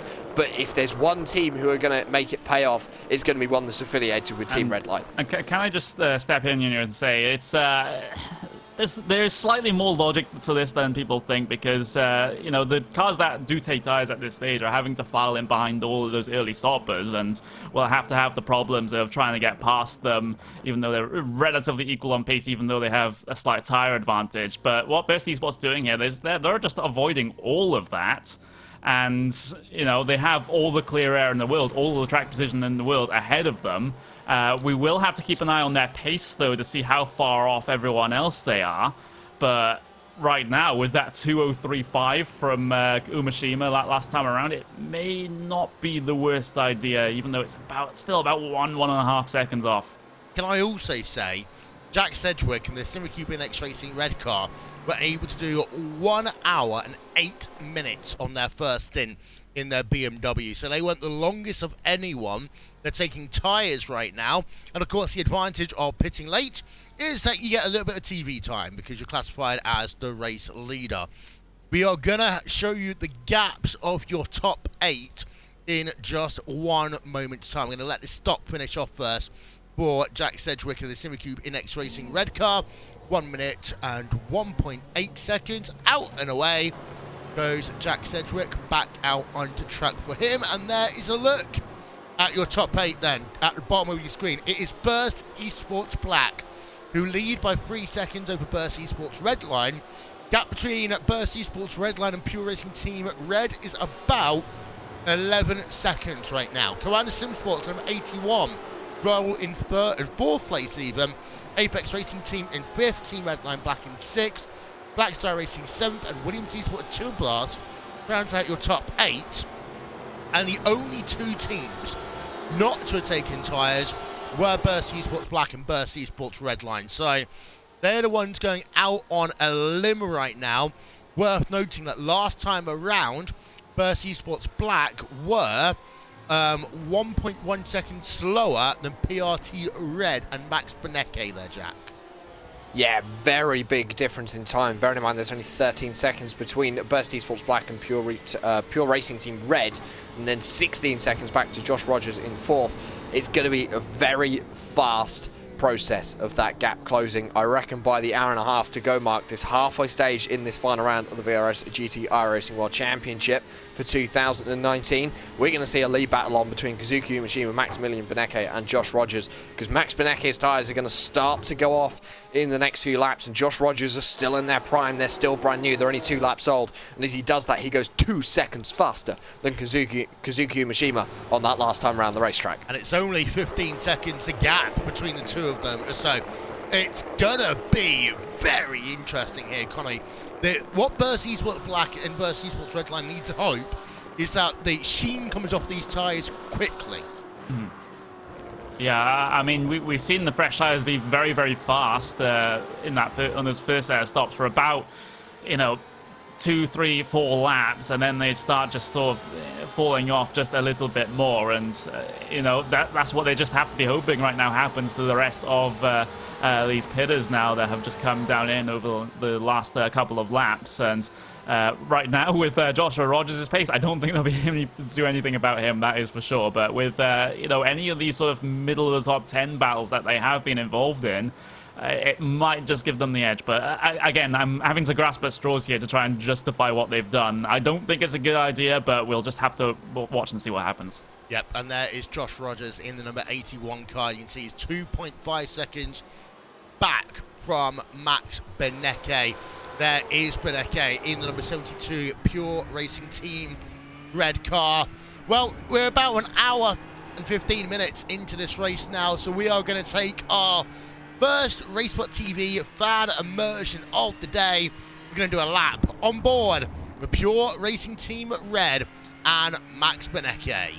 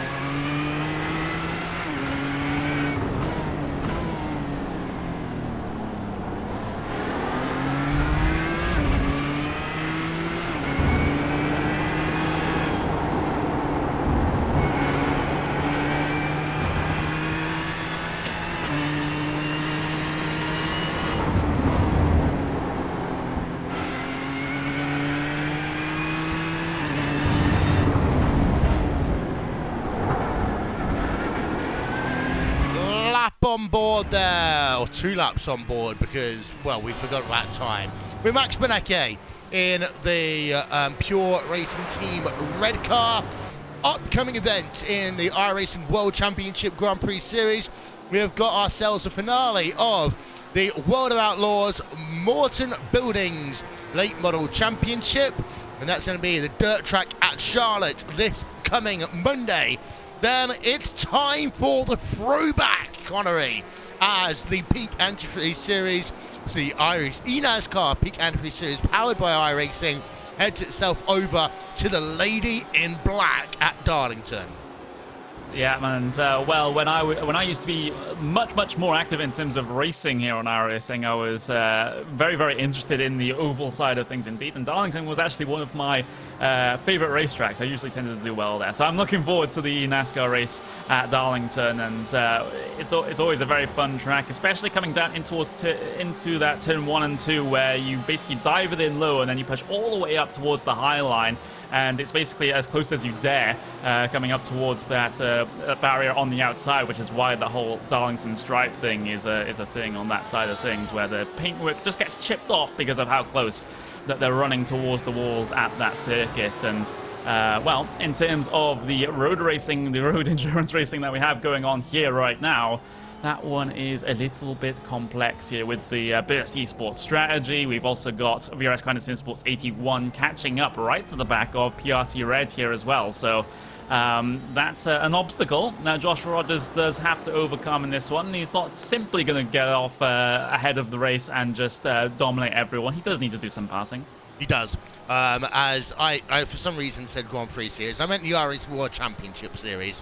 And of course, we've also got the Thrustmaster Rallycross Championship starting soon here, and that will be live on Racesport TV. 2 rounds to go in the Porsche Esports Super Cup Laguna Seca in a few weeks' time, and then Monza to round up our season on the 28th of September. We're on board now with Josh Rogers, and last time by, he was 2 tenths per second faster than Max Benecke. However, he has started to slow down a little bit, Jack. He has. The tyres are now 6 laps old, and we've got to that point in the stint where they could be falling off the cliff just a little bit. And although he's still catching up to the driver of Maximilian Benecke, it's just going to be a case of it's going to be a much slower progression. However, they both are catching up to the Burst Esports cars, hands over fist. 3.5 seconds just ahead is going to be Marcus Jensen, and in fact these guys will be able to see him. Kazuki Machine was just 7.8 seconds up the road from Josh Rogers, so they are catching Burst Esports really at a very fast pace now, Will, and it's going to be very interesting to see how this one now progresses over the course of the next 10-15 minutes. Yeah, also my fun moment for the day, as by the way, Simmercube, Inex Racing Blue, they were alongside Coulson Racing Orange at some point, at least our timing and scoring graphic said something, as we go back to Josh Rogers in the number 81 car right now. One of the fun things about being an academic, as we see Rogers going down to the inside. That's aggressive into turn number 13, but can't make the move done as they then switch back into the long sweeping left-hander. As we're on board again with Josh Rogers. They work through the right-handers then down at turn number 18. They're through now. Rogers is starting to get a little bit impatient even, shall we say, as they're into 19 and now down in towards turn number 20.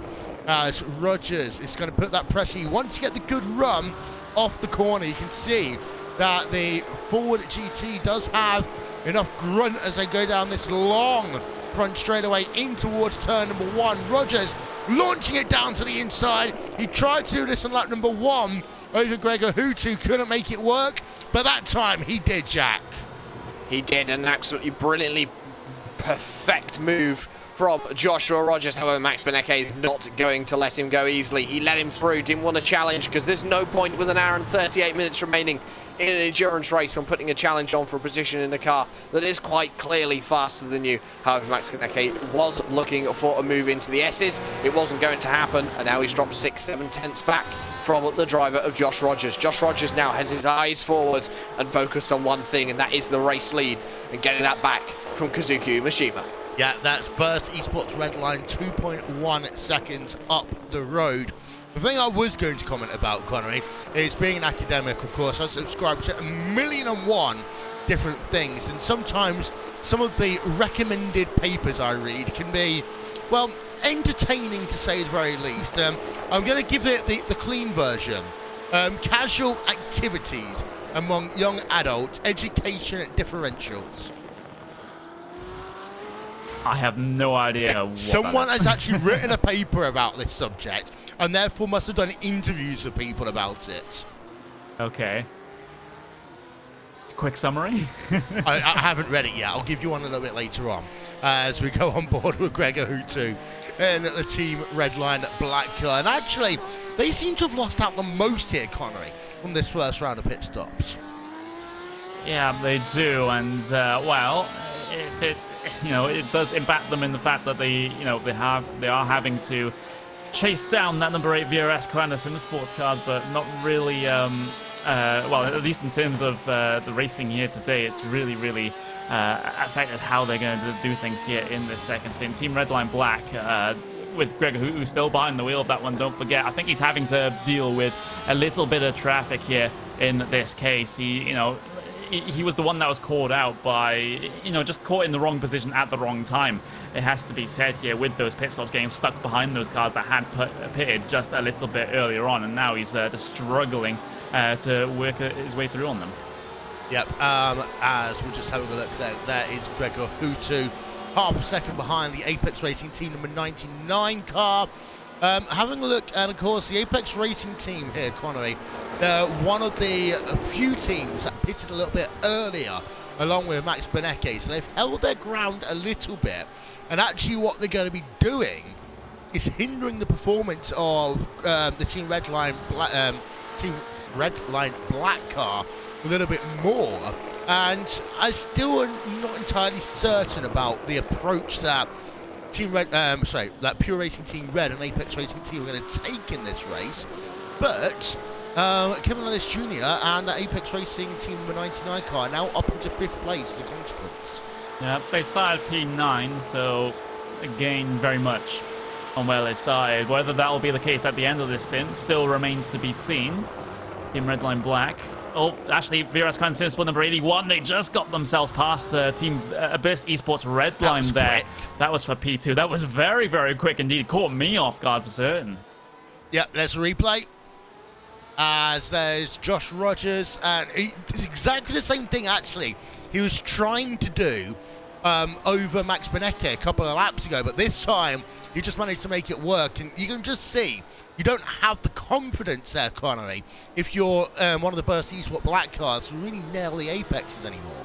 Well, I mean, you are very much tire limited here if you're double stinting in these sorts of conditions. So, you have that to consider. Also, you have the fact that, how much can Burst Esports Redline really do there in terms of holding up Joshua Rogers with the difference in just overall pace, even equal tires, equal sorts of amounts of clear air, and then you factor in a tire advantage on top of that one, and Josh Rogers is just going to blast by you every single day of the week. But now, with about 4 seconds towards your race leader, Commander Sims was still setting fastest lap times of anyone that last time around. Even with that pass, Joshua Rogers was still faster than everyone that last time. That's absolutely incredible. Meanwhile, Pure Racing Team Red, now they are locked onto the back of Burst Esports Redline now. So the Redline Burst Esports car is really struggling on those tires. The Umashima piloted machine, not so much, but here comes Maximum Benecke down the inside, very close indeed towards turn 11. Has he outdone himself here? He has, and now Marcus Jensen can decide to fight back on the inside off the corner. Big wiggle there from that Ford GTE machine, and now it's a drag race all the way down this very long back straight, and there we go. Marcus Jensen just going to back out of that one. Yeah, there's a replay then into turn 11. That is Max Benecke. He did launch it down the inside. A little bit naughty of him, going off track all 4 wheels and coming back on. But Marcus Jensen eventually gave him the position as they worked down this long back straightaway towards turn number 12. So, Benecke has gotten past the Apex Racing Team car. The Burst Esports Redline car. That's what I was trying to say there. As we've also seen Josh Rogers, 3.2 seconds now behind Burst Esports Black. And well, the rate he's been going here, Jack, probably end of the next lap, start of the lap after, Josh Rogers is going to be alongside him with Shima.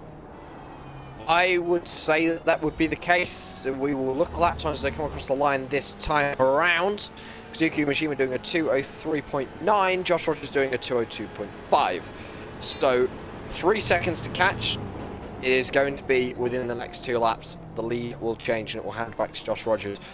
Burst Esports had a brilliant idea with their strategy and they almost made it work. There was one small problem that factored into their strategy, and his name is Josh Rogers.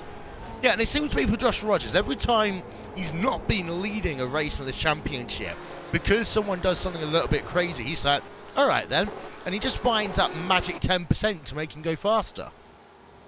And that is what makes Josh Rogers just that 10% better than anyone at the moment. And you ask anyone, 5 years ago, the best sim racer out there was Gregor Hoots. 2 years ago, it was Martin Kroenke, and now we're into the Josh Rogers era. It started this year, and it's going to bloom. This is just the start of what we're going to see from Josh Rogers. He's proven himself over the last couple of years in other series, and all of a sudden he's got himself hit at Commander Sport, and bang, he's there. Yeah, and of course, the likes of Max Benecke you got to put into that list, and Connor will know better than most. I hate making lists of best sim races in the world because there's so many different variables involved in that one. But I mean, you are going to have to in the next year or so, with the performances that Josh Rogers is putting in, having to start putting him into that elite category of drivers. And there's only about 25 drivers in the history of iRacing that can be a part of that club. Like, yeah, you've got likes of Gregor Hootu, the likes of Martin Kroenke, the likes of Max Benecke. You got the likes, of course, of Ray Alfala in terms of the eNASCAR series. It's a very small group, but Rogers is actually, it's not just because he's a part of Commander Sports. He can do this. I can almost guarantee, even if he wasn't a part of Commander Sports, we saw the flashes of that, of course, 18 months ago before he did join Commander. I mean, he was always up there fighting with the best of the best when he was a part of TTL Esports. Yeah. Don't forget, that was last season here in this championship. And, and ever since he's gotten that sort of, that driver community around him of the VRS Kind of Sim Sports team, where everyone is, even vaguely near his level. It's just, elevated him even more than what we thought was possible at any other team. So, it's a very, very scary prospect here. It's a little bit odd that we get these sorts of eras here in racing, where we go straight from the Gregor Hootu era into the Martin Kroenke era, and straight from the Martin Kroenke era into the Joshua Rogers era. There seems to be nothing in between where anyone in this race can win a race, but there we go. We'll have to take what we can get, but right now, Joshua Rogers, all that he needs to think about now is that car about 0.7 of a second ahead of him. That's Burst Esports Black. Well, Rogers, he's 2 seconds a lap faster than him at this stage, so I think one will be done pretty quickly. Yeah, and it's going to be more of a case of how hard will Kazuki Umeshima defend.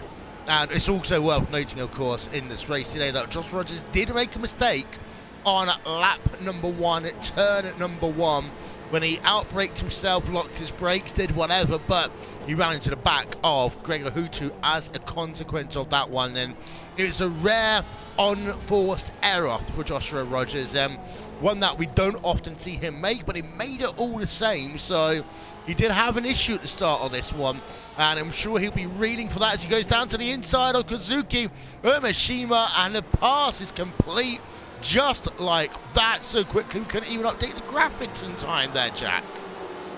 Yeah, it was as if Josh Rogers saw the gap, he was going for it. Kazuki Umeshima saw him coming, and there was no fight put up from that Burst Esports Black machine. And back into the lead goes Joshua Rogers as we just go past the halfway mark in this race. As long as he can keep himself nice and cemented up at the front of this field, he's in a good position to take home the 5th win of the championship, and probably one of the first iRacing World Championships where the same team or same driver has won every single race in the season. Yeah, it's going to be incredible if they manage to make it work. We're on board, by the way, with Commander Sim Sports number 8. They are the team who run 2nd place in the championship right now. They're looking down to the inside of Black Star Racing, Thomas Tattler, as they come in towards that first corner, and De Jong swings it out wide, and he's going to get the move done. He'll have the inside line in towards turn number 2, so this should be fine for him as they come underneath the Tequila Patron Bridge. And he has got himself up into 8th place on track. And whilst we're talking about the highs of Coanda, again, Jack, Red Bull Racing Esports, 3rd place in the championship. They just haven't really shown up well today. No, Sebastian Job was looking good in the first stint, really making his way through the field. It looks as though as the track temperature has risen just that little bit more, we're now up to almost 49 degrees Celsius here today. He just hasn't been able to extract the pace out of that car that they need. Maybe it would have been worth putting Freddie Rasmussen in the car for the opening stint, we don't know. But for Sebastian Job, really promising opening stint from him. This middle stint in the race hasn't been so. Currently about 2.5 seconds ahead to Daniel Lafuente in the DriveX Esports 3M machine, and to get into the top 10 it's another 5 seconds up to Niels Koch, but I can't see him doing that. The lap times just aren't there in that number 4 machine. Yeah, 1 second. As there is a look at the track conditions on your screen right now, and 120 degrees Fahrenheit, 75 degrees is the air temperature right now. I mean, that's just absolutely staggering. There is a total of 45 degrees Fahrenheit difference between the air temperature and the track temperature here today. And at this stage, Connery, I don't think necessarily it's throwing the egg situation, but you could surely sous vide some steak at this type of temperature. Yeah, you probably could, but you know, that ties well into the recent, I suppose, dev blog that was put out by the racing developers that said how they're changing the surface temperature to hold or retain a lot more heat, especially when it comes to, you know, cloud cover coming in and out. So, you know, because previously when a cloud gets in front of the sun here, all of a sudden the track temperature just drops like a stone, and everyone's going about a second and a lap faster. That's not exactly realistic, and well, which is the reason why they're making that sort of change. And it's not the only reason why, because we have that R, like the short R words. The word that I'm looking for is rain coming soon. So that one's going to be a pretty interesting prospect. Of course, not for this build, but, you know, a future build. We don't know which one, even though we do have an iRacing staff member in the commentary booth right now. It's I doubt he'll be able to tell us anything. But yeah, that's going to be absolutely crazy, and it's just going to change the entire dynamic of races like these. You know, endurance races, anything above 3 hours, where that weather factor really does come into play.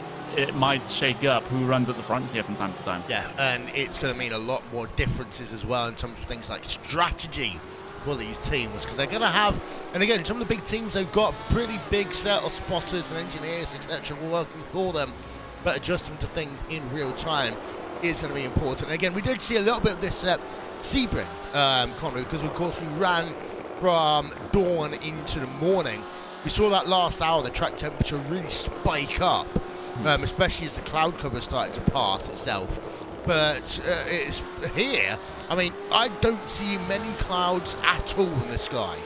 Yeah, I mean, the skybox does say that everything is clear, and yeah, just not a cloud in the sky. Everything is blue right above the drivers right now, so not really going to be a factor, the cloud cover here. And of course, once that patch comes in, then clouds will be a lot less important when it comes to the lap times that you can get out there. You know, it's going to be a little bit colder in the morning than it is going to be in the afternoon, after all the cars have been running on it, after the sun has been beating down on the track. All of that actually sinks deeper, you know, the heat sinks deeper into the racing surface, and then sort of radiates back out when it comes to those sorts of cooler conditions. So there'll be less variation in terms of how the track temperature works. At least that's my summary of the dev vlog that was posted by iRacing. Yeah, we did, by the way, see a moment ago Gregor Hutu and the Team Redline Black car getting past number 99 Apex Racing Team car, moving themselves up into 5th place on track. We're having a look at the Williams Esports Chill Blast car, running in 7th place right now, putting that pressure on the Apex Racing Team number 99 car, and actually have been going quicker, Connery, these last couple of laps as well. So I don't know if Apex Racing Team maybe got over a curb a little bit too much, but they've been dropping back these last couple of laps. And also it is worth noting that they are one of those teams that did come in a little bit earlier than everyone else. Yep, they did, and right now it's currently working out relatively okay, although they've gotten themselves into a little bit of a spot of bother when well, the inevitable has happened, and those drivers that are on the other strategy have caught right up to the back of him. So Alexander Voss then very deep on the brakes into turn 12 there, really closing that gap to the Apex Racing team ahead, and into this very slow speed sort of end of the second sector into the third sector, I'd say here. We don't have official sectors here in iRacing, believe it or not, but there we go. Alexander Voss down the inside at turn 15, then back end wide out, coming through the exit of that particular corner, not able to capitalize just yet, looking for the inside through the triple right-hander. That door will be completely and utterly shut there by Kevin Ellis Jr. In towards the penultimate corner now. Voss still looking strong, but no passing opportunity coming through here just yet. Final corner of lap number 47, and now he just has to set himself up maybe for turn 1.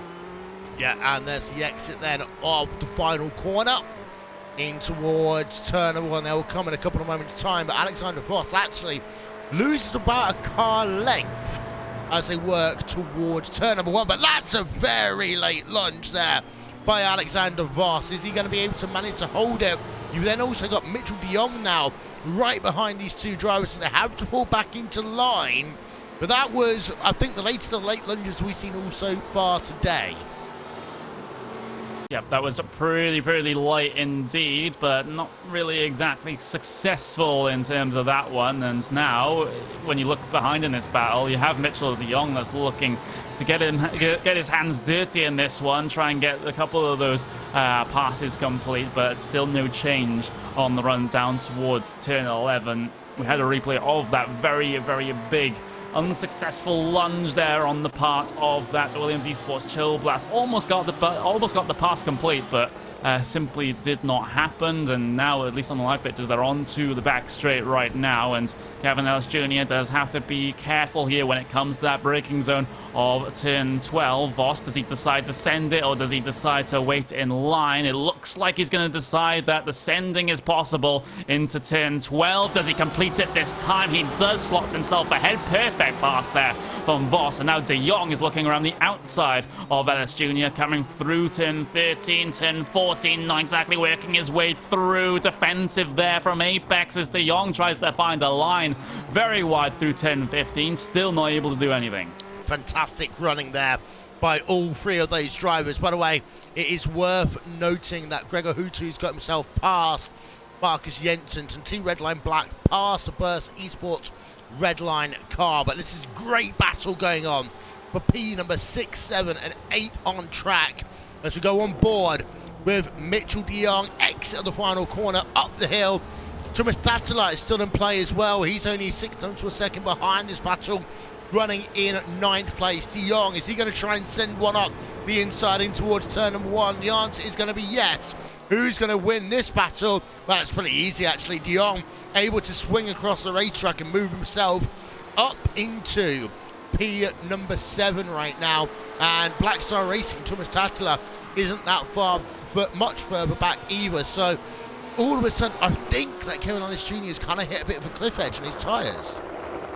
Maybe just a bit here, as having a look at his lap times, he's he's doing okay compared to the rest of the double stinters, well, the rest of the double stinters, and he actually did take tires last time around, so this is not exactly ideal tire wear for Apex. Is actually further ahead. There's Burst Esports Redline on the double stinted tires, 3 wide on the way down in towards turn 11, and there's contact between themselves and the Coanda car. There we go. This car's turned around. Apex is around getting caught up in the aftermath there. What a confusing and horrible situation there down at turn 11. Here's the replay in towards the turn 12 here. Burst Esports Redline, and that was one of the Coanda cars. I believe that might have been Mitchell de Jong who came across him there. So is that another incident there caused by a Coanda driver here today? I want to get a better look at this angle. I need to get a better look, but as you say, we come into the corner, and yeah, that was Mitchell de Jong in the Coanda Simmersports car coming across the Burst Esports Redline car, and you got to again say that is an error done by Coanda. Yeah, I'm just having a look, at least on my own onboard view. He just let it sort of drift towards that right-hand side of the track, and I understand that fact because you want to make the corner as as wide open as possible, is, you know, even when you're in a battle. But that was completely and utterly misjudged there by Mitchell de Jong. There's nothing really Marcus Jensen could have done about that one. He took the middle line. He's in the middle of a 3 wide. That's all he can do. And it's up to the drivers around him that they don't go directly into his lane. Yeah, Kevin Ellis Jr., I want to get a replay with him in just a moment's time because he got a big hit in all of that. And there is Kevin Ellis Jr. Let's have a look on board with him as he heads himself down in towards turn number 11. You're going to see. And Ellis Jr. tries to go. Nothing he could have done differently there for Ellis Jr. A big shame by him.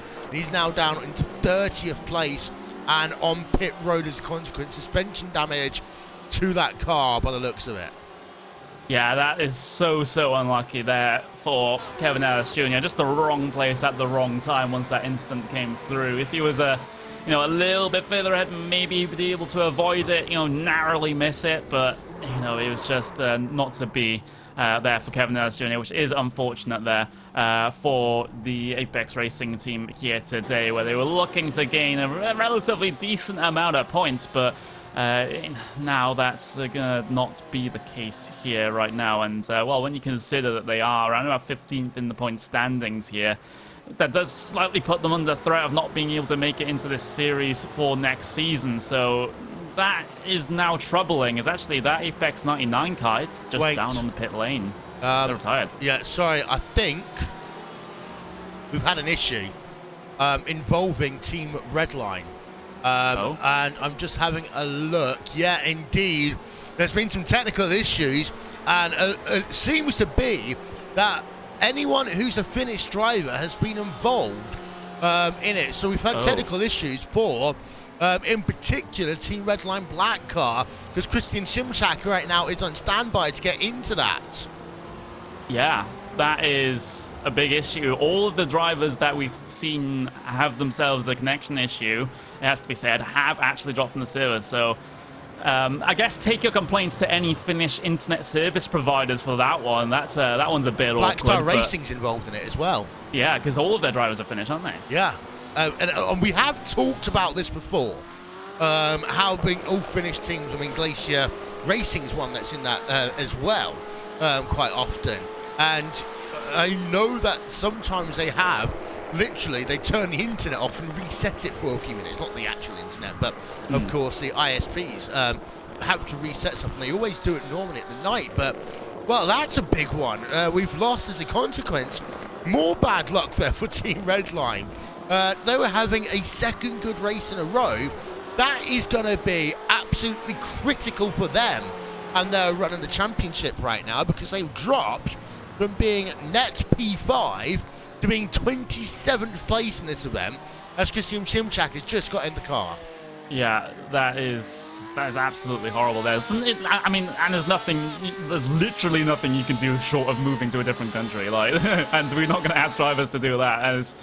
Yeah, that is a bit awkward. If you want a full list of the names affected, Christian Shimzak of Tatala, we have Yana Kiru, we have Kadazoja, Gregor Hutu, and of course Kim Eriksson, that's unfortunately running into a couple of issues here. So that is pretty big there. That's unfortunate, but we don't have any control over it whatsoever, and they don't either. Nah, there's something that we just don't know. And again, at the same time, I mean, I was going to say the person that's benefited most from the incident we saw a couple of laps ago was actually number 8 car, Mitchell de Jong. And there are a lot of people, I think, today a bit angry. So it's the nice way of saying it at Coanda. We're having a look actually at Apex Racing team number 95, Michelle Ritchie, just getting passed by the DriveX Esports Hucksters Hucks car.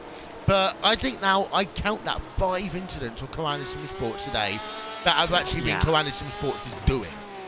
Yeah, and you know, they have this long-held reputation of being one of, and still, you know, one of the fastest teams here on the iRacing service. And with that came a lot of respect, at least in, you know, a year or so ago. But it's, you know, it's not even just been this race, Will. It's been over the course of this, I guess, the sort of starting half of this year, where they were just, you know, picking up incidents here and there in things like the Porsche Esports Super Cup, and of course here as well, that some teams and some drivers have started thinking about started thinking that maybe they're not all they're cracked up to be in terms of their racecraft, and that is quite a shocking thing to say when it comes to Coanda, but it's something that does have to be said. Maybe, I was going to say, like, maybe they're starting to feel threatened about some of the other teams, and, that's starting to, put them on edge a little bit, at least in terms of their other cars that are competing apart from the 81.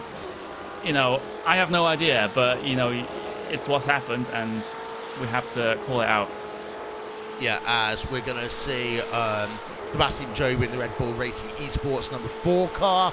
And again, I mean, we're being fair here, because, I mean, I've lost count of times that I've talked about the unforced errors and incidents and mistakes that Sebastian Job has made in commanding race positions in the past. So we give it out when we see it here, and again, half the internet have probably choked.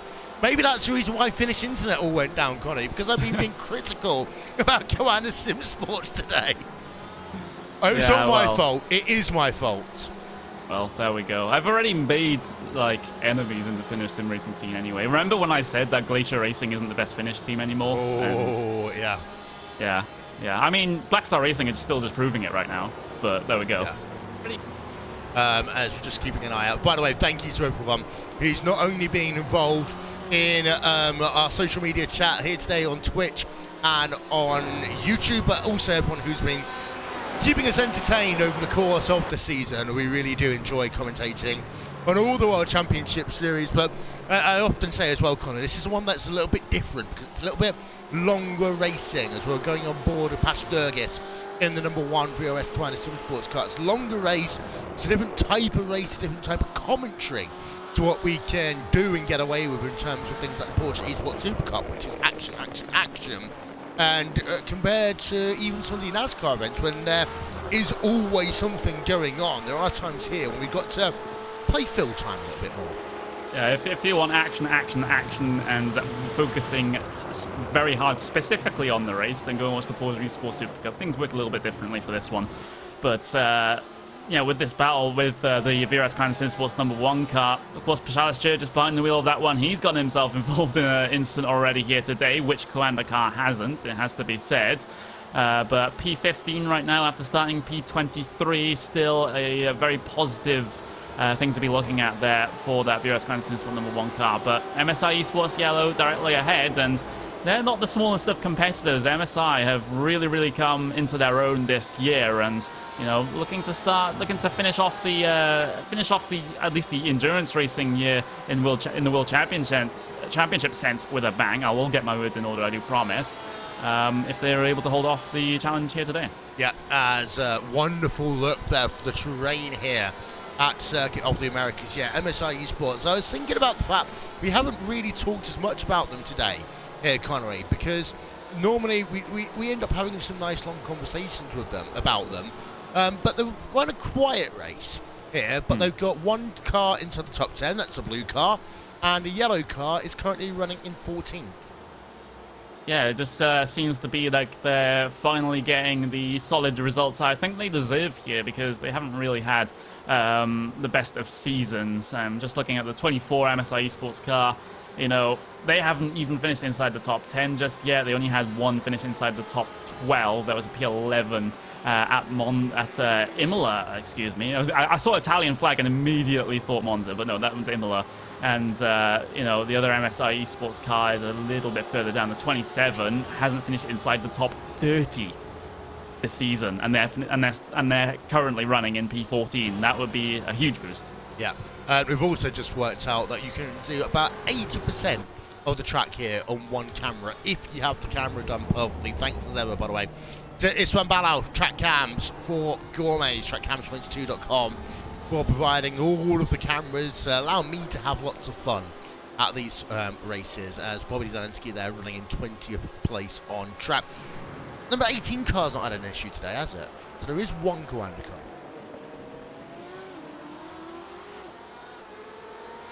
Connery's going through his notes. He's literally going through his notes right now, trying to displace me in terms of this one. You do that, and meanwhile, we're going to turn our attention over to the recovering first Esports Redline car, and Marcus Jensen, who's running in that 10th place. He's got MSI Esports Blue just ahead.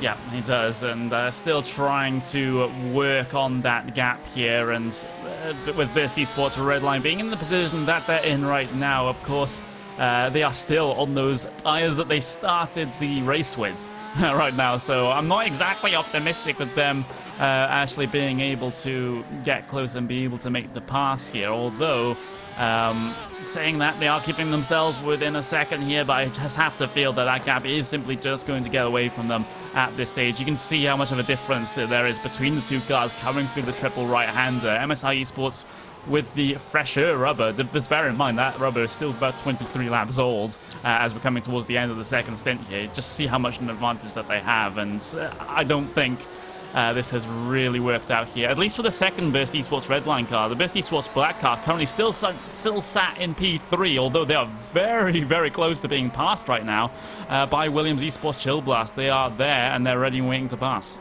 By the way, if anyone wonders where Jack is, we're assuming at this stage he has Finnish internet connection. Or he's been stealing it from Finland somehow. We're on board with Alexander Voss in the Williams Esports Chill Blast car in one of the few Ferraris we've got in at this field. As well, he's going to make that pass complete. He's down to the inside, in towards turn number 11. He stays alongside, and we were hoping that he'd reach be passed by now, and he is. So up into third place then is the Williams Esports Chill Blast car. And again, great run by this Williams Esports car. Very good. They started P16, and actually Umashima, he's going to catch up thanks to the draft. Yeah, big defensive move by Voss there, as Umashima, despite being on tires about 55 laps old, looking around the outside at turn 12 to try and gain the position back, but that is always going to be in vain considering the state of the rubber. And now VRS Command Simsports number 8 are looking to pick up the pieces as well. Yep, as there is Alexander Voss, and he's got himself a pass done. And of course, well, that did, them going side by side and all that, it allowed Mitchell de Jong to get a little bit closer. So Mitchell de Jong is now only about 4/7 of a second back in the number 8 Commander Simsports car. So the left-hander now in towards turn number 19. They come, and for some of these cars, due on pit road. Beneke is on pit road as we speak this time by. I was about to say we need to see the Apex car on pit road at some point soon, but we definitely do see Max Beneke coming into his pit stall. Going to get out the car, and he's going to hand it over, we assume, to Max Wenig, which is what we're going to find out right about now. And indeed, it is Max Wenig. He's getting behind the wheel of that car. Max changes out for Max there, and well, that will be the final stint that Pure Racing Team will have to do through this season now, and the same could be said for everyone that decides to pit for the final stint here. Coming into the final stint of the season, Mitchell de Jong still onto the back of that Burst Esports black car. Umashima doing very well despite the disadvantage that he has, trying to hold on to track position here, but this pass is going to be inevitable here for Mitchell de Jong. In towards 10-11, maybe. Nope, just gonna wait a little bit longer and maybe get it done down in towards turn 12 instead.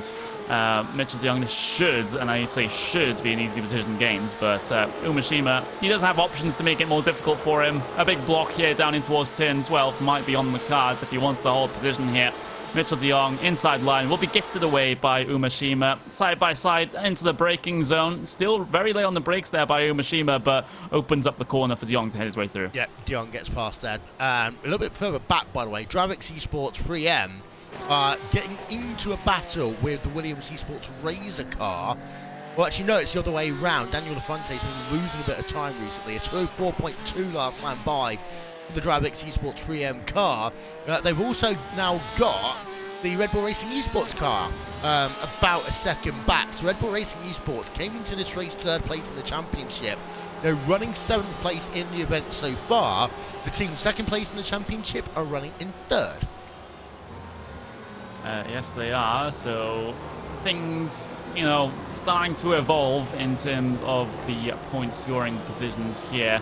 Red Bull Racing Esports, though, really, really losing out in terms of the points to their competitors here in this race. We'll have to break out the calculators to see if they will even end up well, they definitely won't be able to drag themselves up into P2, but in terms of where Pure Racing Team is right now, PRT Red Car, well, they are currently, if I'm actually trying to find them on my timing screens, I cannot quite do that. That is very, very interesting indeed. They must have come down on towards the pit lane. They have, so that's we saw it earlier. Yeah, we did. So max to max. There we go, yeah.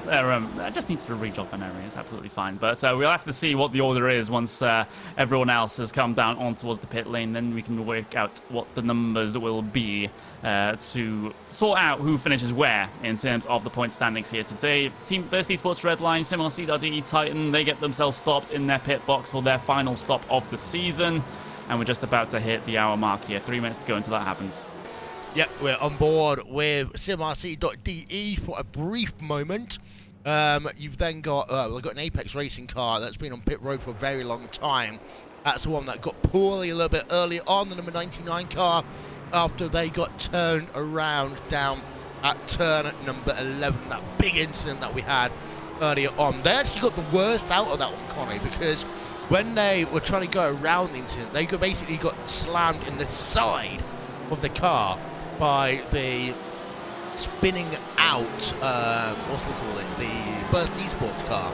So Apex really were the only team who had to retire because of that situation. But again, for them, I'm going to have to do the maths and get the calculators.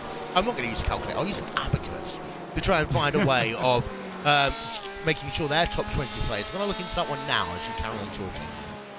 Yeah, absolutely.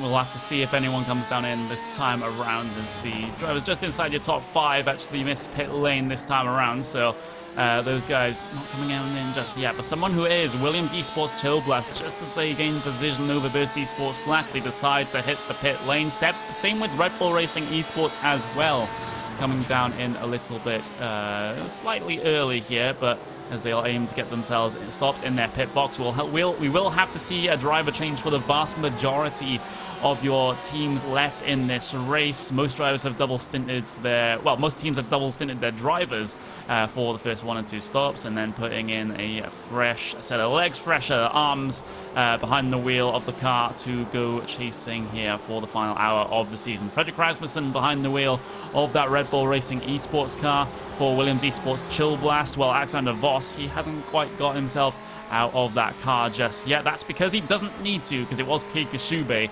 that took that car for the first stint of the race. So they're good in terms of the driver fair share for the end of this race. Tyres going on to Voss. Go on. Yeah, sorry, that was a bit of a big, bold move there by Niels Koch as he forced his way past Kazuki Umeshima. That one requires another look. That was down at turn number 11, of course, the corner that the other Burst Esports car had the issue at earlier on today. And yeah, that was bold, is a nice way of saying that by Niels Koch. Yeah, it was a bit of an optimistic move, it has to be said, into the braking zone there, just getting himself into a little bit of a tangle with Umeshima. And you have to feel for Umeshima. His car has felt like it's a bit of a punching bag so far this race as he gets moved out of the way at turn 11. But he's still able to continue here. He does have the Team Redline black car that's currently a lap down behind him. That is so unfortunate there for Team Redline, with the whole Finnish internet situation that has affected a good couple of drivers here today. But we're just about 10 seconds away from getting onto that hour mark. Williams Esports Razor coming down onto the pit lane. That's the only one in that entire group that just had its way by the pit lane entry. So now is the time where those final stops really, really come to fruition.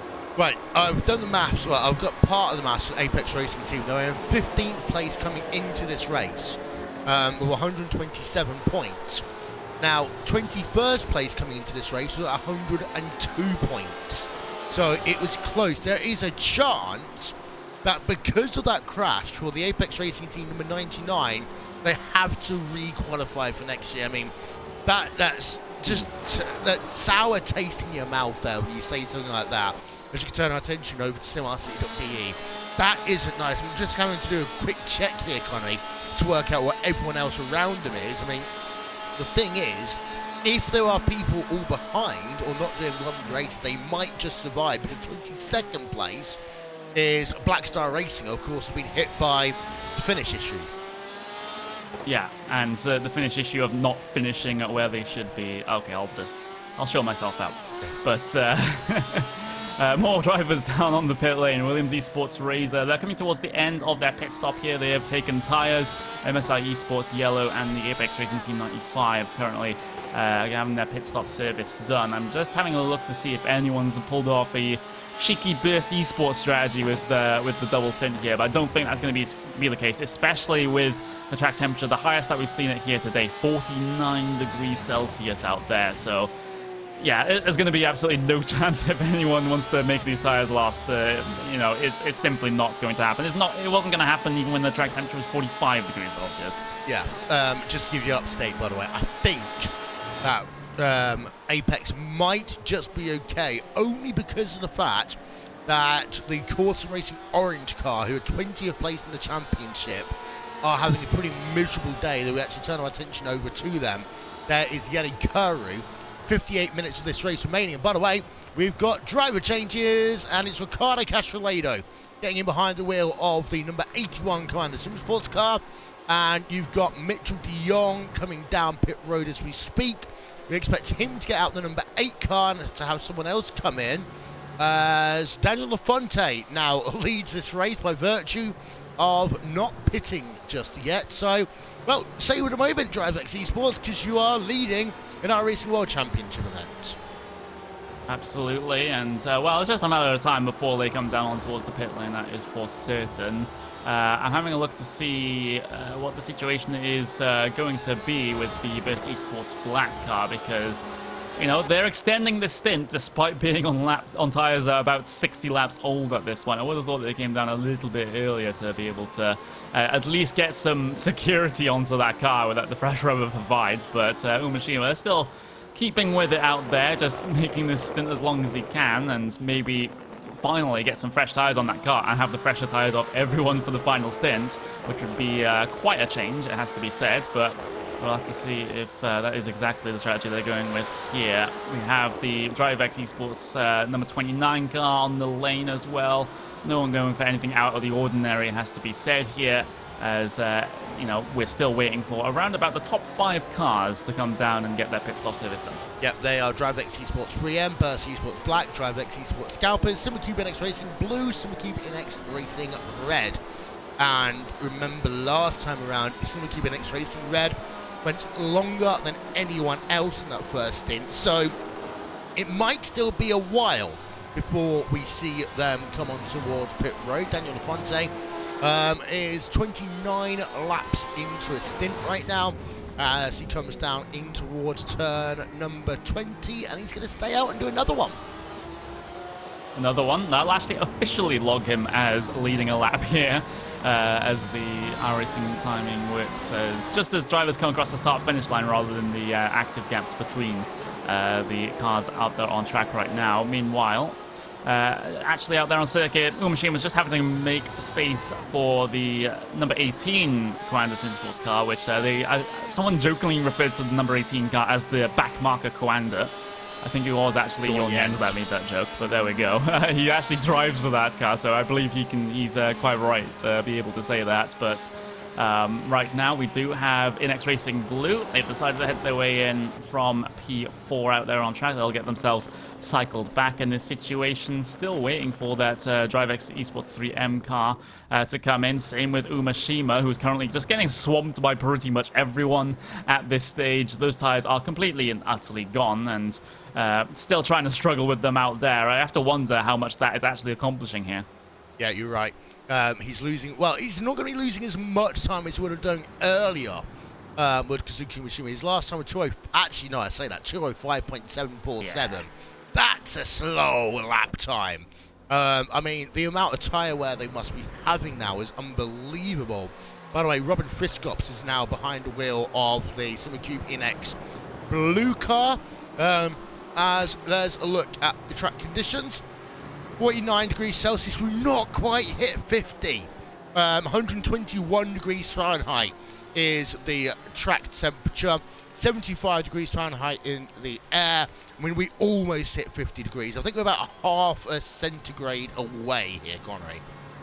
I'm just having a look at the timing screen, my third-party timing screen that actually tells me such things. We've got 49.4 right now, so you're just 0.1 of a degree off of close enough there. Close enough, yeah, close enough indeed.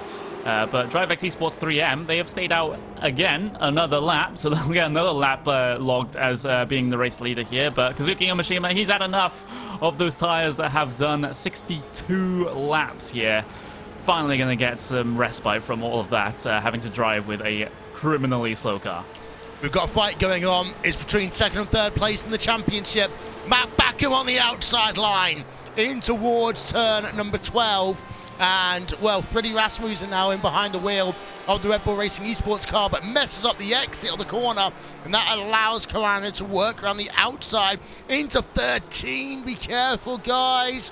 And Freddie Rasmussen able to hold on to the position for a moment. That one deserves another quick look as they headed themselves down in towards turn number 12. It was the outside line, Freddie Rasmussen going defensive into turn 12, but then I'm not quite sure. I think Freddie just rolled out the gas pedal, got a little bit of snap oversteer in corner exit, and that allowed that one to change. By the way, Burst Esports Black, Amari Bonduel in behind the wheel of the number 96 car, who I don't think we've seen all season, Connery. Yeah, I don't think we have. Here comes another opportunity, though, for Mac Backham over the Red Bull Racing Esports car. Rasmussen versus Backham up the hill into turn 1, back down again, and Backham still can't find a way through right now.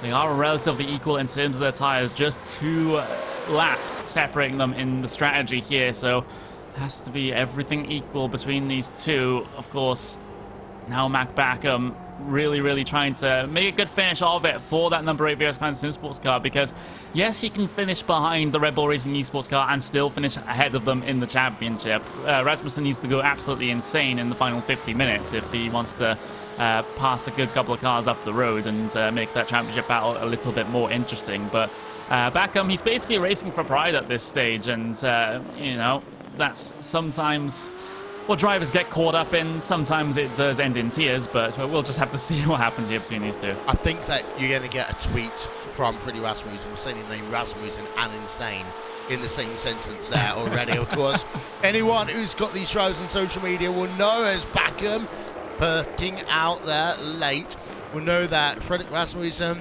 has a very interestingly active Twitter account, shall we say, Red Bull Racing Esports. And well, I know Red Bull like to have personalities, but his Twitter certainly is a fun one to read at times. But I mean, again, you've got two actually. Again, I've got to word this in the right way, but you've got 2 of the more aggressive drivers here between Matt Backham and Freddie Rasmussen running on track here. So this one is either going to give us a fantastic bit of racing for the next, well, 50-odd minutes, or it's going to end in tears. I don't think there's going to be a kind of middle ground here. Oh, if these guys get into a tangle after the during this race, then there's going to be a similar tussle on Twitter, I suspect, as well, where both of them having fairly active Twitter accounts when it comes to calling out things they believe has gone wrong for them and wasn't their fault, shall we say. But up in towards turn 1, Backham very deep on the brakes, big inside move there. Rasmussen not expecting that one at all. The Red Bull car can fight on the outside, though, down towards turn 2. That'll give him the inside line here. Is he able to slot himself ahead? But a big warning shot fired by Backham. Yeah, as they come underneath the Tequila Patron bridge there, that also deserves a second look. Got to be careful with these replays, because by the time we get back to live footage, something else is going to happen. But here we are, we're on board with Matt Backham in towards turn number 1, and it was very late. And in fact, Backham didn't go down to the inside until after Freddie Rasmussen broke for the corner. They're coming in towards turn number 11. Right now, in towards the left-hander they will come. And, well, let's go back on board, shall we? With Matt Backham in the number 8 VRS Commander Sim Sports car versus Frederick Rasmussen in the number 4 Red Bull Racing Esports car. Backham looking to the outside again, in towards turn number 12. Freddie's not making it easy for him. They stay side by side in towards turn number 12. The last time this was close, Freddie couldn't get out the corner properly. This time he gets a much better run. Yeah, very well defended there from Rasmussen. Backham all locked up onto the back bumper of that Rebel Racing Esports car ahead of them, still similarly close. Coming through turn 15, it is BMW versus BMW here, so no differences at all in terms of the machinery that these two drivers have. It's just how you set them up. And now towards the final couple corners of the lap here, they still have a huge amount of time to be able to get this battle sorted. So we might be in this one for the long run, but as it stands, it does seem like Mac Backham has the pace advantage over Rasmussen here. But whether that'll be the case later on in the stint, that still remains to be seen. As they come across the line on towards lap number 64, then Backham not as close this time as he was last lap to be able to make this move. Is he going to go for it anyway? Nope, just going to go pretty deep on the brakes there. But Backham really keeping himself in contention here. Yeah, there's a look then as the drivers sweep themselves through turn number 2, turn number 3, underneath the Tequila Patron bridge they come once again. Please drink responsibly. By the way, SimCube NX Racing Red now lead the race. They've done 30 laps on this stint, and they probably can go for another couple of laps as well. So they lead this race for the second time here today, although Ricardo Castrolado in the number 81 car is only, I say only, 6.1 seconds back, and they have, of course, a pit stop in hand. And then it's 6.7 seconds gap between Ricardo Castrolado and Pure Racing Team Red. I haven't got the time for them, for Pure Racing Team Red, as to whether or not they need to do a final pit stop here, a splash and dash of sorts. We'll find that one out probably in the next 20 minutes or so, but it's looking actually that they might be able to make it to the end. Yeah, I believe they should be fine. Rebel Racing Esports Quanda, though, again, very close in towards turn 12. That's a big look there from Backham in through turn 13. I love this section of racetrack. It just gives you so many opportunities to try and head your way through side by side, and gives the person under attack lots of opportunities to try and get one back over his competitor as well. I would love to see more sections like that on more modern racetracks, but I know with Tilker existing that maybe it might not happen. Yeah, New Zandvoort, I'm still hoping is going to be really fun to race out. And hopefully they won't touch that track too much. Into turn 20 again. Let's go on board again with Mac Backham as they work up the hill. In all of this, we have forgotten about the fact that Williams Esports Razor is only 6 tenths of a second back. It was only when I was looking at it again. A lunge by Backham into turn number 1. It was only when I was actually looking at the video mirror, because they don't actually have rear view mirrors in these cars, the video rear view mirror on board with Backham, that I noticed that bright green of Andre Borcha. Yeah, absolutely. So Borja really going to be a big threat. Maybe in this battle. He has been gaining a huge amount of time over these guys over the last couple of laps. It was about half a second into the gap last time around. So Borja becoming a very, very big threat to these guys. And now Rasmussen and Backham do have to be careful about the threat that Williams Esports Razor poses coming into the sort of second third of this final stint here.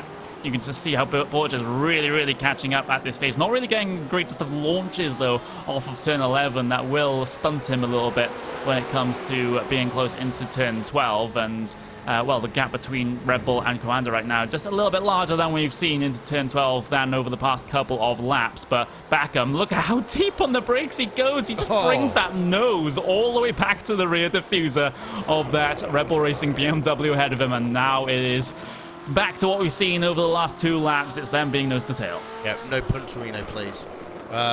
This is, again, it's got the option to be fascinating or end in fireworks and tears and shouting matches, and it's one of the reasons why we don't broadcast the audio from the drivers, because half of it probably would be unbroadcastable, and we haven't got a bleeper like they have for Formula 1. Have you noticed, by the way, Formula 1, they're far more sweary than they used to be. Yeah, I mean, I guess that's the influence of Liberty Media, perhaps, maybe. Unless you're just talking about the drivers just... The drivers were just swearing. Yeah, the more foul language. I mean, I know James Hunt back in the day always used to be very... Oh! Again, he does it again. he just rolls right to the back. Yeah. Doesn't hit him, but just rolls within about a third of a car length.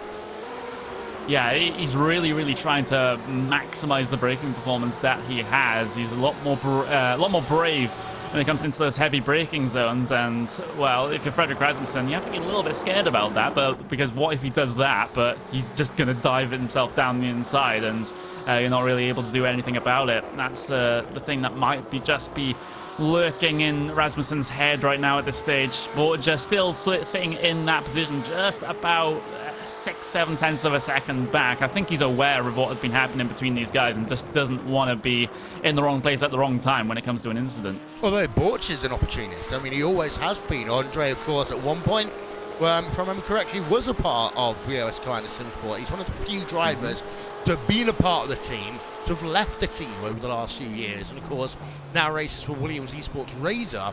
I'm still not entirely sure whether it was a falling out between those two teams or not, and you can just see that all of a sudden now Borch is the one running later onto the brakes. And I'm wondering as well, you think Freddie Rasmussen might try brake checking and back him to give the opportunity to Borch to make a move? I mean, I wouldn't be surprised. It's he'll probably call me out on Twitter for this, but it is in his character to try something like that. But yeah, I'm prepared for the flood in my Twitter mentions. But there we go. Mac Backham, though, he's had a couple opportunities already. He hasn't really been able to capitalize on any of them that have been handed to him so far. Needs to use that.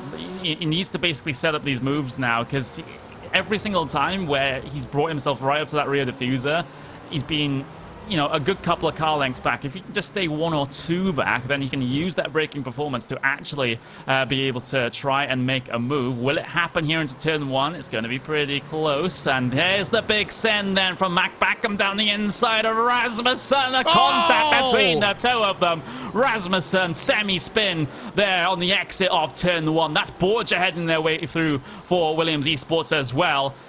Rip Twitter, I suppose. We knew this was going to, it was a possibility that this was going to happen. Here's the replay, turn number 1.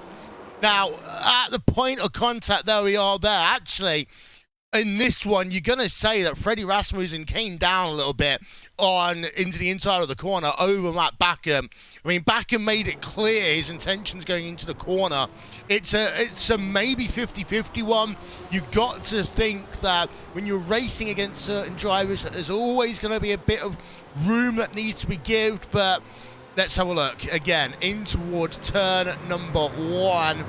Rasmussen gave the space. He gave more than the car's width of space on that inside curb. He did. Backham didn't actually push it down as much as he needed to. I mean, if you're going to run the inside line at COTA, I do agree here. If you are going to run the inside line into turn 1 at COTA, you've got to make sure you hold that inside line. Yeah, you have to. You have to get yourself as tight to the curb as well, because of course the driver on the outside is going to squeeze you a little bit. Of course, Rasmussen, you know, it was going to be close coming through the middle of the corner there, but there's still enough space for Backham to be able to maneuver. It's not like he was like cut down over the curb or whatever to try and stop him from getting past. So that one's a bit of a contentious one there. It's arguably a missed apex there from Mac Backham that has resulted in that one. So that one's pretty tough for Coanda. But again, Will, it's another time where a Coanda car has been involved in the incident, and it's been the Coanda car's fault. Yeah, and it's not been their day, and I don't know what it is. And again, I know that Coanda are having an incredibly busy couple of weeks coming up with VRS having a stand at Sim Racing Expo and kind of being there. So many of their drivers taking part in the Porsche Sim Racing Trophy, and also them in the Digital 500, as well as 3 of their drivers then going to Frankfurt in a couple of weeks' time. But that doesn't excuse the racecraft issues. And I mean, the reason why we're going to harp on about this so much today is because normally it's the opposite with Coanda. They are the team that stay out the way, that don't make issues. Now, in this championship, they've had more issues than normal, but I can't remember a time when I've seen a day like this with so many issues for a team like Coanda being involved in so much. And it's one of those things that, because of what has happened in the first hour of this race, it makes the incidents in the last part that we just saw, for example, it's automatically triggering us to look at things a different way to how we might have done otherwise. Could this actually... Hang on, I have to get the calculator out. Because Red Bull Racing Esports team, now they're MP6.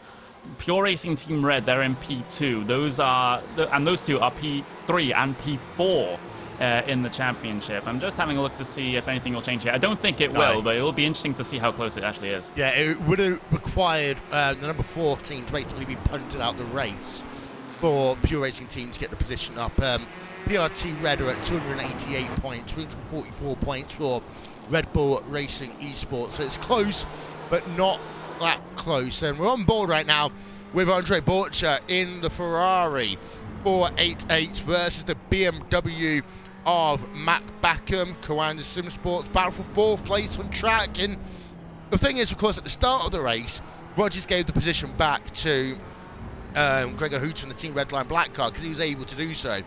Because of the fact that Borcher's gone through, I mean, Backham probably wouldn't give the place back anyway, because he would probably say, well, you know, it was a racing incident, but you have no opportunity really to do so in this situation either. Yeah, I mean, I'm just confirming it now. It doesn't really change anything in the championship. There's still a bit of a points gulf between Red Bull Racing Esports and Pure Racing Team, so they won't lose the position in the standings to them. So, I don't know. It just doesn't really affect things. So Mac Backham, in a way, knowing that, he could just give up the position just as some sort of sportsmanship spiel and maybe apologize for the way Kwanzaa has been throughout this race, perhaps. But you know, it's not what we like to see. It's a mistake on the part of the driver of Mac Backham, and it would be nice to see him give up the position, but then again, at this point, he'd have to also let Williams Esports Razor through, which I'm not sure he'll be up for that. Now, there are people asking about the fact that it's the last race of the season. What penalties can you give in the last race of the season? Normally, because, of course, the races are reviewed post-race for this championship, as well as the iRacing World Championship for 2019. But what we've seen in years previous, Connery, penalties roll over to the following year, particularly because of the fact that these are two teams who are automatically qualified for next year. The other option could be a time penalty, could be a points penalty, but I can't remember actually seeing a points penalty. I am, though, going to go and have a look at the logs to see whether or not any of these teams are on their final warnings, because that would be interesting. Yeah, that would be particularly interesting. I don't actually have the access to that spreadsheet, so thanks for letting me know that one exists. But there we go. Just having a look. Williams Esports Razor.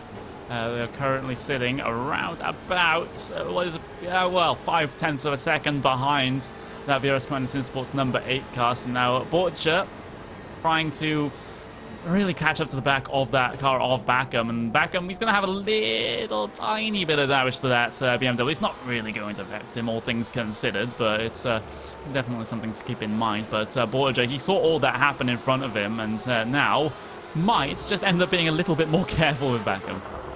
Okay, so the interesting news is there are 4 teams who are currently on their final warnings. Red Face Racing by JRT. Well, they're out the event. They had that crash earlier when they decided to go over one of the yellow sleeping policeman curbs at the S's. TX3 by Thrustmaster. They are down in 24th. Actually, we're looking at them right now because of the fact that they are battling out with Zenith Esports Kryptonite. Williams Jim White are on their final warning. And then the other team, guess what it is, Connery? Go on. Commander number 8. So, this could be very interesting as to see what the penalty would be being on a final warning already. It's worth noting that Red Bull Racing Esports are not even on a warning at all. There's a number of teams: Dream Factory, Williams Team White, Pure Racing Team Black, Zenith Esports Kryptonite, Corsa Racing Black, Beeler Racing Team Runix, Burst Esports Redline, Venevelson Racing White, and Williams Esports BenQ, who are on warnings, but there's only 4 teams on a final warning. Yeah, and it'll be interesting to see/hear what happens. Of course, it's not going to affect things for the championship. I think that's pretty much a given at this stage, unless like there is some 0.0001% chance of disqualification, but that's simply not going to happen if history is to be believed. But yeah, I mean, it's not that we don't really hear a lot about the stewarding decision. We basically hear about it not too long before the start of the next race. We don't tend to hear about things after the race, so maybe we won't hear about it, maybe we won't. Yeah, maybe there'll be some interesting situations at Sim Racing Expo. I really don't actually. I say I really don't want to see a fight at Sim Racing Expo. It'll be great to commentate on. But yeah, because you're a big WWE fan, so you know if something like that happens there, then maybe you can actually get into commenting on that as well. Yeah, first wrestling commentary it would actually be. So on board the DriveX Esports 3M, and well, we talked earlier on about the fact they needed to put a race together. They've done just that with that 3M car right now. Fantastic job by the 312. Yeah, and they're on the, basically having a look at the, well, apart from Simca Vinix Racing Red, they're on the fresher tyres of anyone for this final stint. So they have positions to chase, yeah, potentially, and they're actually getting pretty close to the back of the Red Bull Racing Esports car that has been, well, at least over the last couple of laps, been in the wars. And now Frederick Rasmussen has a little bit of defending to do, arguably, as Roque Garcia. Sitting in his slipstream at the moment on the way down the back straight towards turn 12, so that's going to be a bit of an issue for him, and might end up, helping out Pure Racing Team Red just a little bit in terms of that points battle. I think even if he falls back these 2 positions, he still will be clear in terms of the championship, but you never know what might happen in these battles. Red Bull Racing Esports might get spun around again, or even worse, hit a barrier. I'm not trying to curse them here, touch wood. That's my new desk, by the way. I have a new desk. Yeah, this is not the situation that Rasmussen really wants to be in. I think he just wanted a calm run to the end to just try and calm himself down, but now he's going to have to fight. That's right, I also knocked on wood. Still got that Oak Furnitureland commercial stuck in my head. Anyone in the UK, there's a certain number of commercials that will always stick in your head. The Oak Furnitureland one, when they go knocking on wood, is one of them. This is what we need to be talking about when we get to Sim Racing Expo next week, when we do all the other stuff. Let's skip the racing. Let's talk about Britishisms is one of them. The key one always being complete the following phone number here, Connery. 0800 00 N66. There we are. And I could ask Jack exactly the same question and he would get it correct. But let's go back to the racing. We've got little battles going on. And MSI Esports Blue, again, a team that you talked about early on in this event, having some issues this season. Great performance by MSI today. Yeah, absolutely brilliant. It seems like this final race, is where all the teams that have been hard done by certain issues, certain incidents throughout the rest of the rounds of the season, have finally gotten themselves at least a decent race and finished where they should be. It's definitely a positive thing, I guess, psychologically, and I mean, with some of these points. Oh, that's a big sense, Sanchez! What in the hell? That was so far back. Well avoided there by Roque Garcia, but what? Yeah, there's a replay coming up. I want to see this one again.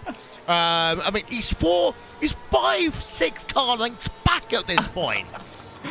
Oh my god, what the hell? That's dive bomb of the year. Yeah, so someone clipped that on Twitch, that's for certain, but that is an absolute send. If you wanted a definition of send it, then just link them this clip. That's basically what I'm talking about here. Yeah, I mean, 6+ car lengths back. He does lock the brakes up. I mean, the fact that he managed to get it stopped anyway, I mean, shows the quality of the driving, but wow. Alejandro Sanchez there, giving us a bit of entertainment. You know what? We're going to reward you of that, Alejandro. We're going to do a little bit of Racebot TV fan immersion. Let's stick it on board the MSI Esports Blue car.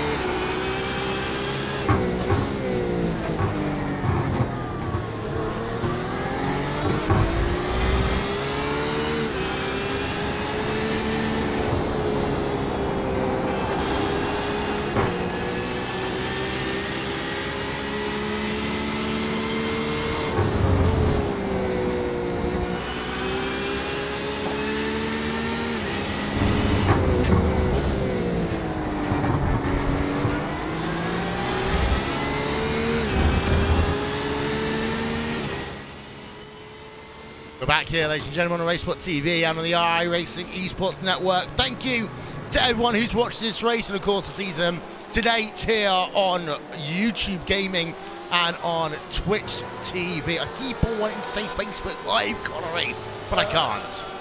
Yeah, about that. It wasn't our fault. It wasn't, for once. For once. It was Facebook's fault. Anyone wondering where the iRacing Facebook page is, just ask Facebook for that one. Not our fault, we promise. On board of Matt Backham right now. Andre Borcher has got past Matt Backham, by the way. Yeah, he has. So that's a gain of position there for the Williams Esports Razor car while we were on our lovely fan immersion with the sounds of the MSI Esports Porsche, and that Porsche just sounds absolutely crazy. And I was watching the small clip that iRacing did from Lime Rock Park while they were doing all their stuff over there, and just even in that video, hearing the difference between the Porsches and literally every other car is absolutely insane. You just get deaf if you're just standing next to one of these things. Yeah, the Porsches are just incredible cars, incredible beasts. Although saying that, the Ferraris, when I've been to the 6 hours of Spa twice, there's always the Ferraris that you could hear from the opposite side of the track first, because they have that high-pitched whine, so to say. It's a shame that there's only 5 Ferraris in this field. Of course, the Williams Esports racer car Andre Borcher is one of them. I just absolutely love that Ferrari, and we'll go on board with it. Of course, I love it in the night with the kind of purple hue and everything inside. Yeah, that is just adds a little bit of colour to the interiors and that racing. But right now, having a look at just sort of the gaps that are happening out there on circuit. Williams Esports Razor, they are pulling out a decent margin over VRS Commander Sim Sports. Of course, we have to pay attention to Red Bull Racing Esports as well, because they have a couple of piranhas on their tail, I suppose. That's Roque Garcia from DriveX Esports 3M and MSI Esports Alejandro Sanchez as well. So Red Bull may just be coming under threat here. They lost about 0.3 of a second on that last lap to both of the teams behind them. So they're going to have a little bit of action here at the end of the race. They might just struggle to hold on to a P6. Yeah, Red Bull Racing Esports is Frederick Rasmussen. We'll keep an eye out on that one. We're also keeping an eye out on Burst Esports Black in 9th place with Amari Bundul behind the wheel of the car. You see, because I've not said his name all season, it's really hard for me to get it right first time. Amari Bundul. Jürgen Frank is in 10th place in the SimRC.de Titan car. Then you got yourself Juan Cigara in the DriveX Esports Scalpers car, running in 11th place. So there are some nice little battles going out here to close the season. Yeah, absolutely. That's what we like to see inside the final 25 minutes of this one. Of course, SimRC.de Titan and Burst Esports Black might be a cause for contention here. Of course, Burst Esports finally getting themselves fresh rubber after that very long double stint at the first 2/3 of the race. Jürgen Frank, though, a little bit more standard here for SimRC Titan. Not going to go for the move into turn 12 just yet, but certainly seems to have the capability to do so. Maybe next time around he'll be a little bit closer to be able to make that move stick, although Bonduel really pushes wide there, going through turn 13 and 14, but really doesn't suffer because of it. Frank's still in contention, though, to be able to pull this pass off.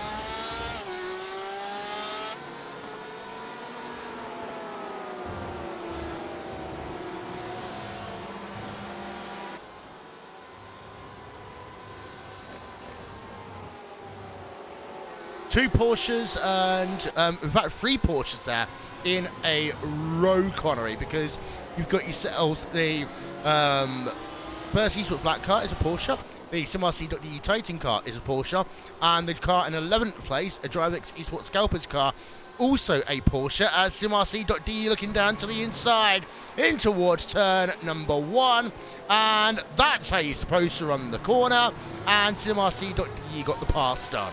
Textbook, in fact, so much so, let's put it back up and show everyone how you should run the inside line at turn number 1. Yeah, Mac, if you're listening, well, he can't be because he's driving behind the car, but, if you're watching the replay after this, this is how you make a pass into turn 1. Easy down the inside for Jürgen Frank. Clip that curb a little bit on the inside. Got himself all the way past. Easy. Bish. I think people have realised I'm being facetious now. Bish, bash, bosh. Done. That sounds like a Gordon Ramsay recipe. Bish, bash, bash. Done. But Rookie Garcia, the DriveX Esports 3M car, this is going to be the interesting one, because I don't know if there's any damage at all to Freddie Rasmussen's car after that spin. I don't see much damage to it, but you suspect that there might be a tiny bit of a suspension tweak or something. Yeah, maybe, just maybe. I'm not really seeing anything in terms of the bodywork right now. The diffuser looks all okay as well, so the only possible damage would be to knock one of those wheels a little bit out of alignment, so it'll be having a bit of a inadvertent toe to the rear end of that car. But Rocky Garcia really trying to put in hard yards here in the final half an hour of this race to be able to make this pass happen, or just the possibility of the pass happen out of the final corner. And this might be one of the points of contention here up and towards turn 1, as it has been throughout the entire race so far in so many battles. Drivers preferring to dive it in very deep down that inside, and it's one of the best corners, I guess, on any motorsports calendar to do that, because of the fact that you are going uphill, you have gravity helping you brake. Yeah, it's even getting better news here for DriveX, because the Scalpers car we saw on the Racesport TV replay getting past Burst Esports Black. So now you don't have a Burst Esports car inside of the top 10 because of the fact that the Burst Esports Black's car is in 11th place, Burst Esports Redline in 12th, but you now got 2 DriveX cars inside the top 10. That's fantastic news for them. Yeah, that's absolutely brilliant, and they'll, be celebrating at the end, and maybe definitely if they can get that number 55 DriveX Esports car in above the cut line, because they are sitting 28th in the point standings, and finishing where they are, they'll gain a huge bunch of points. That might just edge them into that into the series for next year. So what a time to have a very good performance. But here we go, DriveX Esports 3M then, that leading DriveX Esports car, looking down the inside of Rasmussen. Rasmussen pushes all the way wide. Back onto the racing circuit he goes, inside line for turn 13. Garcia trying to hold things around that outside, is still in contention here. Is he going to send it up to 10-15? Is it going to be defended? It is from Fredrik Rasmussen. And now Sanchez also looking to get himself involved in this trio of Porsches. In that duo of Porsches, one of them being a BMW at the front of the field. I've completely butchered that, but through the triple right-hander they go, still all line astern. It's taking part that counts, Connery, it's okay. So you still get your participation award here. But Rookie Garcia taking the IndyCar line through turn number 19 there. Of course, there is an incident limit, which is 36 for this race, with the 3 hours. You've got to be careful as Rookie Garcia running over the DRS board on the exit of turn 20. He gets a good run as they will now come down in towards turn number 1. Very defensive line being taken by Freddie Rasmussen in towards turn number 1. Outside line then being taken by DriveX, and well, that was close there by Freddie. Yeah, that's very, very close indeed, and Rasmussen's not going to be impressed by the fact. Oh, there we go, Sanchez now having a big look into the S's section. This will allow Red Bull to get away a little bit. Both these drivers have compromised lines coming through there. Which way Sanchez going to go? He has a gap that very quickly closes through turn 6 there, through turn 7 now, and look at how much that Red Bull have benefited off of that. They've gotten themselves a pretty healthy gap right now. Whether it be healthy enough for 20 minutes, that is probably not going to happen, but it gives them a bit of breathing room. I think someone just needs to tell Rookie Garcia to calm it down a little bit, because it was very scruffy through 19-20, and Freddie Rasmussen, Sanchez again, then looking on the outside, inside even, it's going to be now, as they head themselves down towards turn 12. But Rookie Garcia, he just had a couple of bad corners, I think, at 19 and 20. Got a little bit too aggressive, and his line was all over the place even before Alejandro Sanchez got alongside him partially into the S's, and now into turn number 12. They're side by side again, and it looks as though this time by Rookie Garcia should be able to cover it. Alejandro Sanchez can't take it around the outside then, but in the space of half a lap, Freddie Rasmussen's gained 1.1. Yeah, absolutely. That's all that he wants to see in his rear view and his wing mirrors. These guys just scrapping it out and allowing him to pull out a gap here where he couldn't do so otherwise under any normal circumstances. So now it looks like Garcia has been able to defend the move here from Sanchez. Actually pulled out a gap on him coming through that triple right-hander. So now he can start to shift his focus forward once again and try and get onto the back of Rasmussen. But 17.5 minutes as they head their way across the line to be able to sort this one out. Still to play for P6, 7, and 8 here, Will. Yeah, meanwhile, Harrison Finch in the Burst Esports red line car has had an issue, and he gets punted big time by the MSI Esports yellow car, which had Alex Dinsana in there. But Harrison Finch there, I mean, he just literally got turned around in 13. Yeah, it was a big old switchback move for Ardizana, but slow in the middle of the corner. There was that Burst Esports red line car. He's well entitled to do that, considering his line into the corner. It's the responsibility of the car behind not to run into the back of him, as Ardizana has done so. And I think that will be yet another thing to look at after the race. Yep, there is Ardizana there in the number 27 car. We can say it correctly that time. But you just see running into the rear there of Harrison Finch. There's almost no excuse for that one. For the MSI Esports yellow car. From one MSI car to the other car. Let's go back to the blue car, the number 24 machine. On board of them as they head themselves down towards turn number 12 again. 2 tenths for a second back. And we've seen Sanchez do big lunges already today. He's going to the outside in towards turn number 12.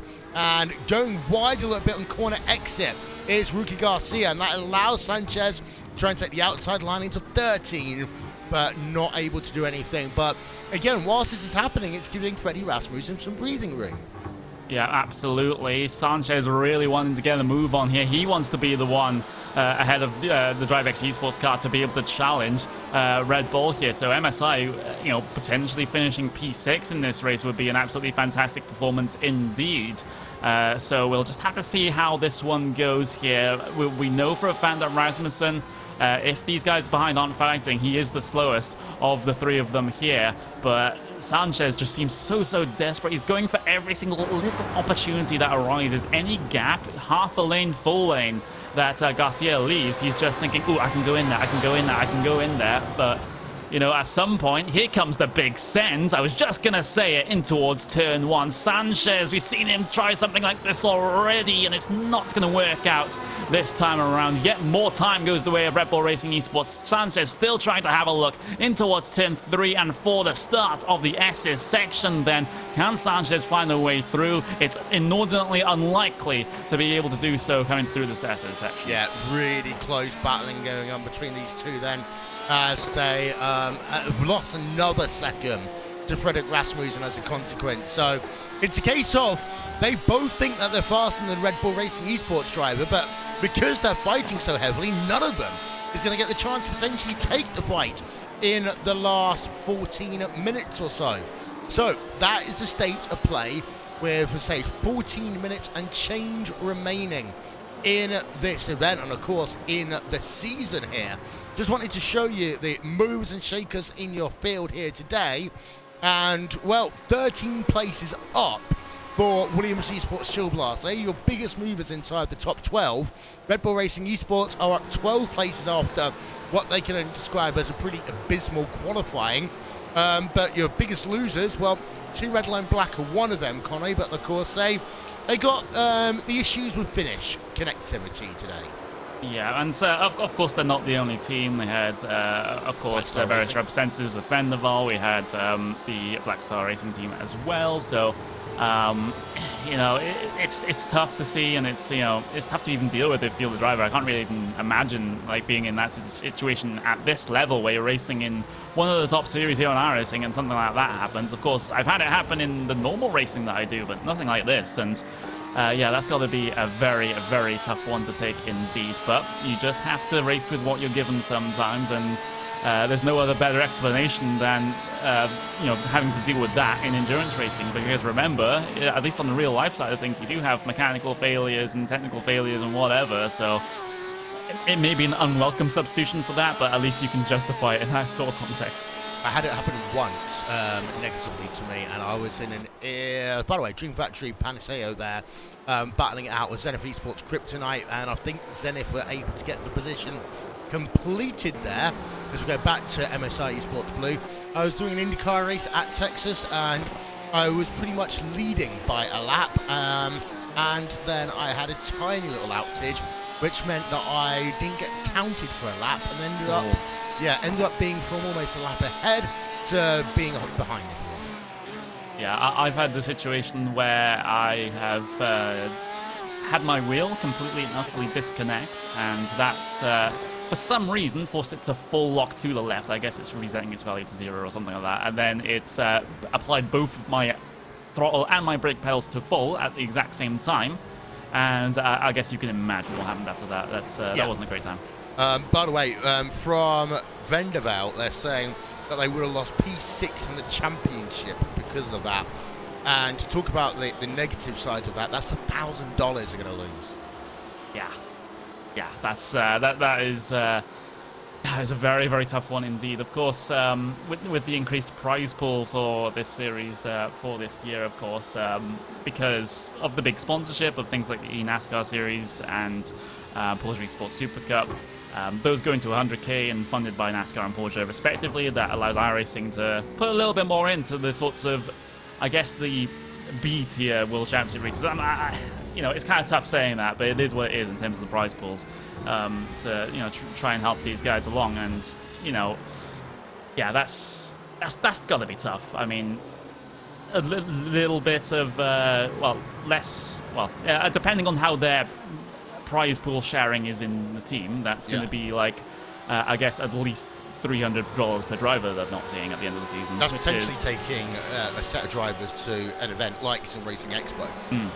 Is the simplest way of saying that, because I mean that's the cost of MSI really aggressive there over the sleeping policeman in P number 8. But flight, for example, from Finland to Germany, you're looking at about $300. Yeah, I mean, depending on where you are, of course. But unless you go with certain airlines which can do it very cheaply, like we've decided to do, and there's nothing just wrong travel with with hand Eurowings. luggage. There's nothing wrong with Eurowings. I love them.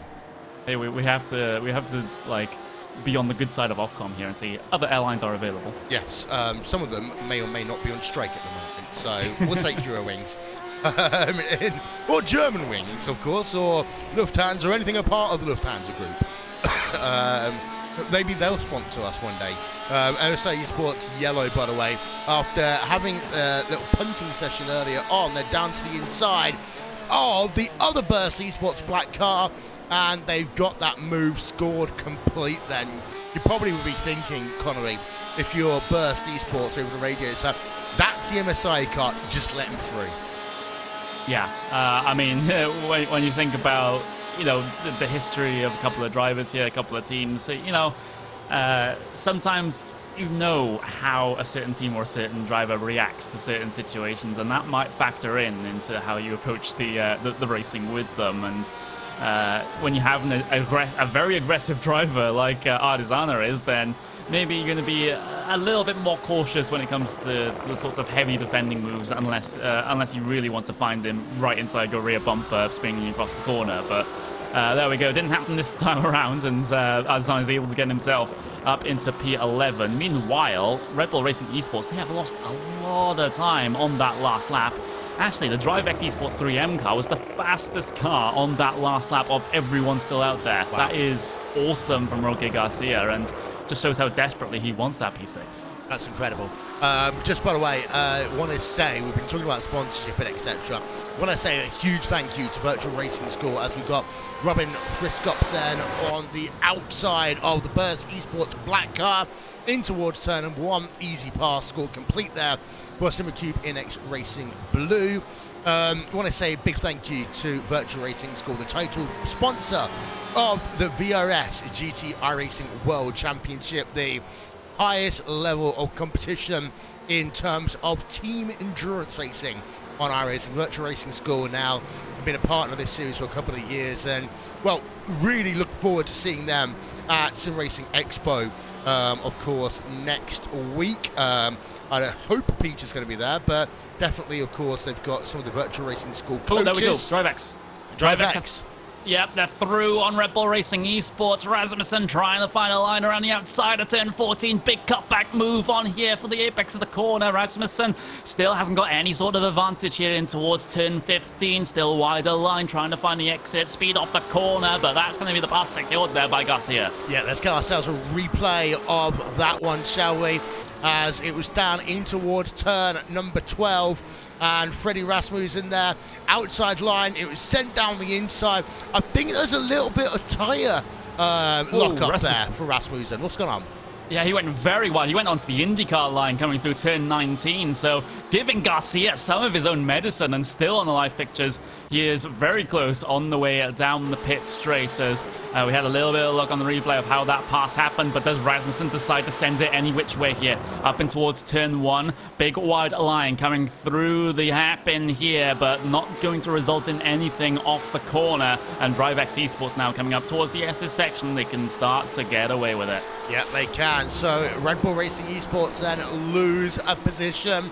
And now, let's see what MSI Esports can do as well, because, I mean, give it maybe half a lap or so, Alejandro Sanchez might be there in the mix to boot. So, even though there's 6 minutes remaining on the season, the racing isn't over yet, and the points differences for some of these teams a little bit further down the field is important, but also, we're going to have to do the maths here to double check in again. Earlier on, when we were joking around about it, it wasn't that big, but if MSI Esports get past Red Bull Racing Esports, we do need to double check the maths, Connie, about the championship.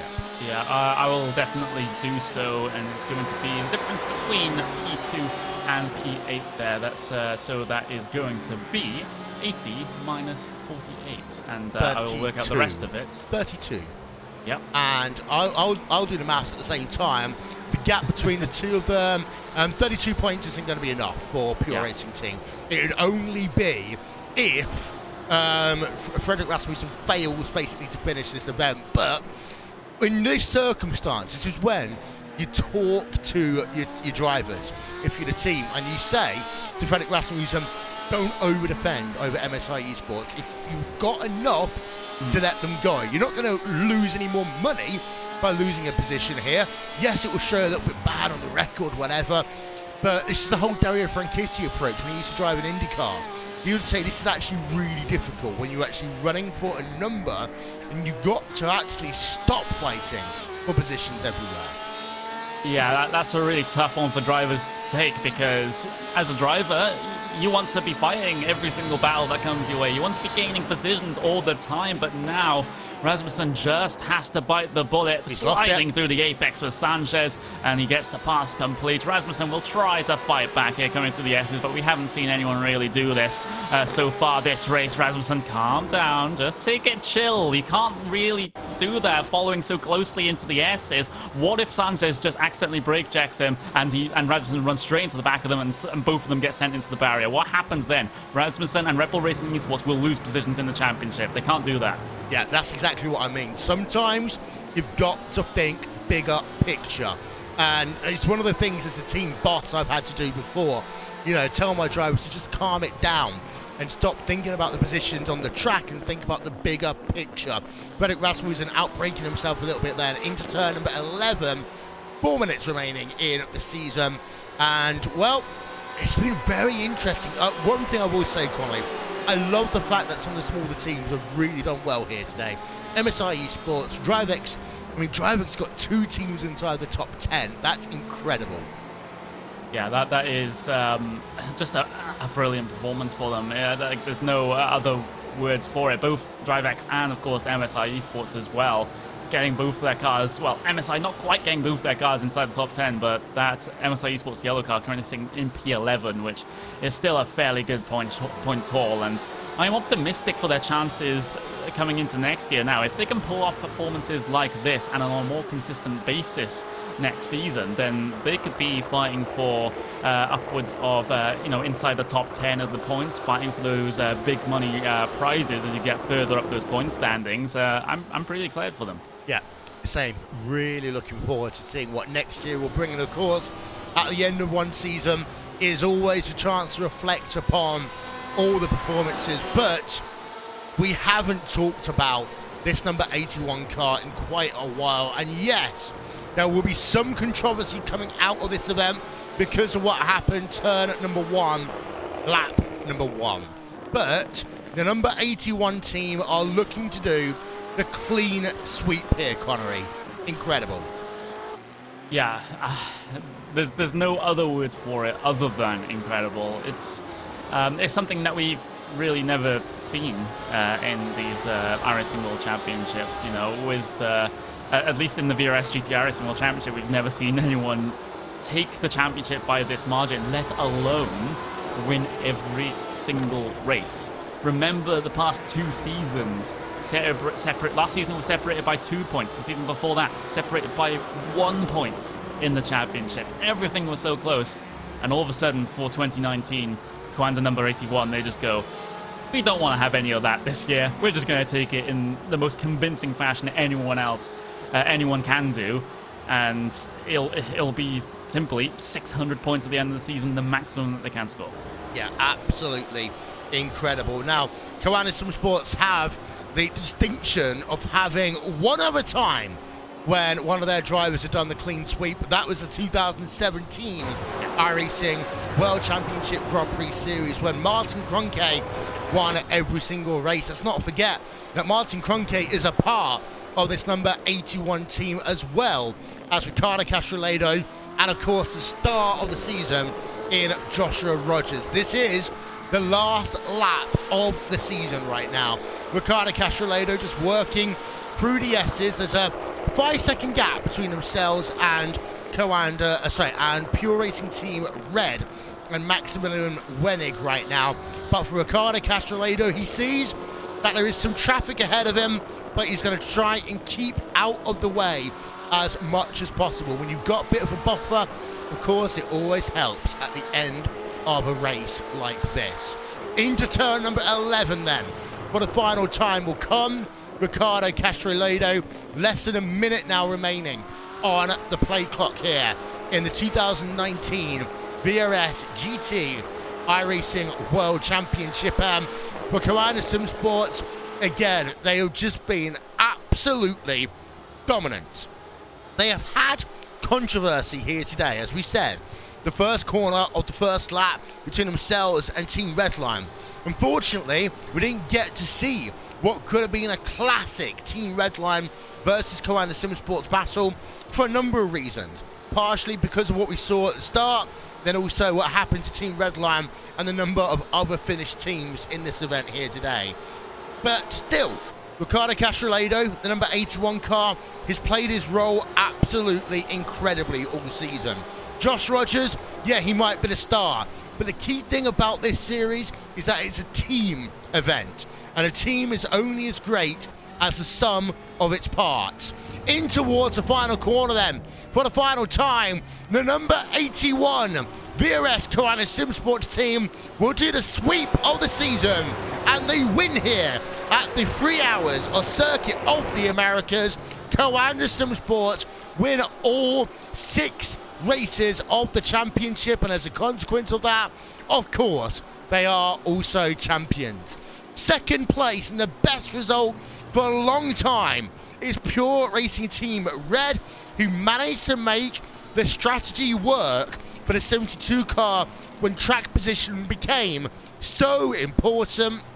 And rounding out your podium, they've been the kind of silent heroes today. What a result. 3rd and 4th place, Connery, for Williams Esports. Yeah, awesome performance from both of the Williams Esports cars as well.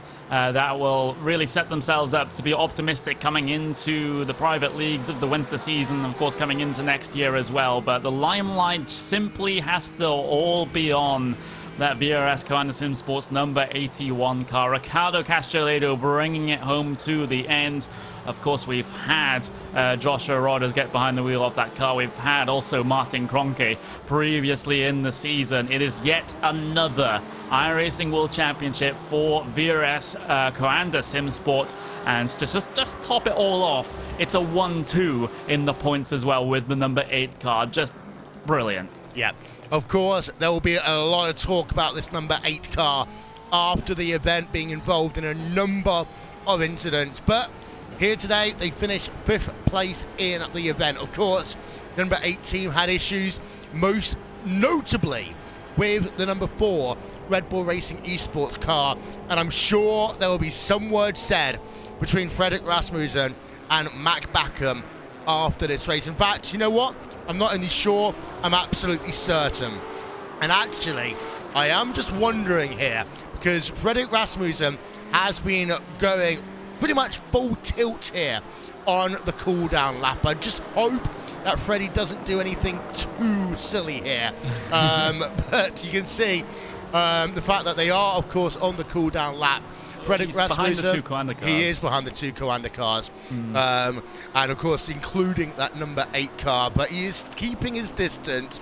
We have seen people get hot-headed before in post races. I don't want to see anything here, but in terms of the championship, it will be the number 81 Coanda Sim Sports team taking the championship over the number 8 Coanda Sim Sports team, unless there's any form of points penalty. And then 3rd place in the championship will go to Red Bull Racing Esports. And well, again, it's been a fantastic season out front for Coanda, but also I would have to say it's been a great day for some of the smaller teams. For Williams Esports, for example, they were able to get themselves 2 teams inside the top 5. Then also, you have yourself 2 DriveX cars inside the top 10, 2 MSI cars inside of your top 12. Look, this series is bigger than Coanda, Pure Racing Team, Team Redline, and Red Bull Racing Esports. And I think we saw that today, Connery. Did you notice that Red Bull Racing Esports, Rasmussen parked his car ahead of both of the Coanda cars to ruin their photo opportunity?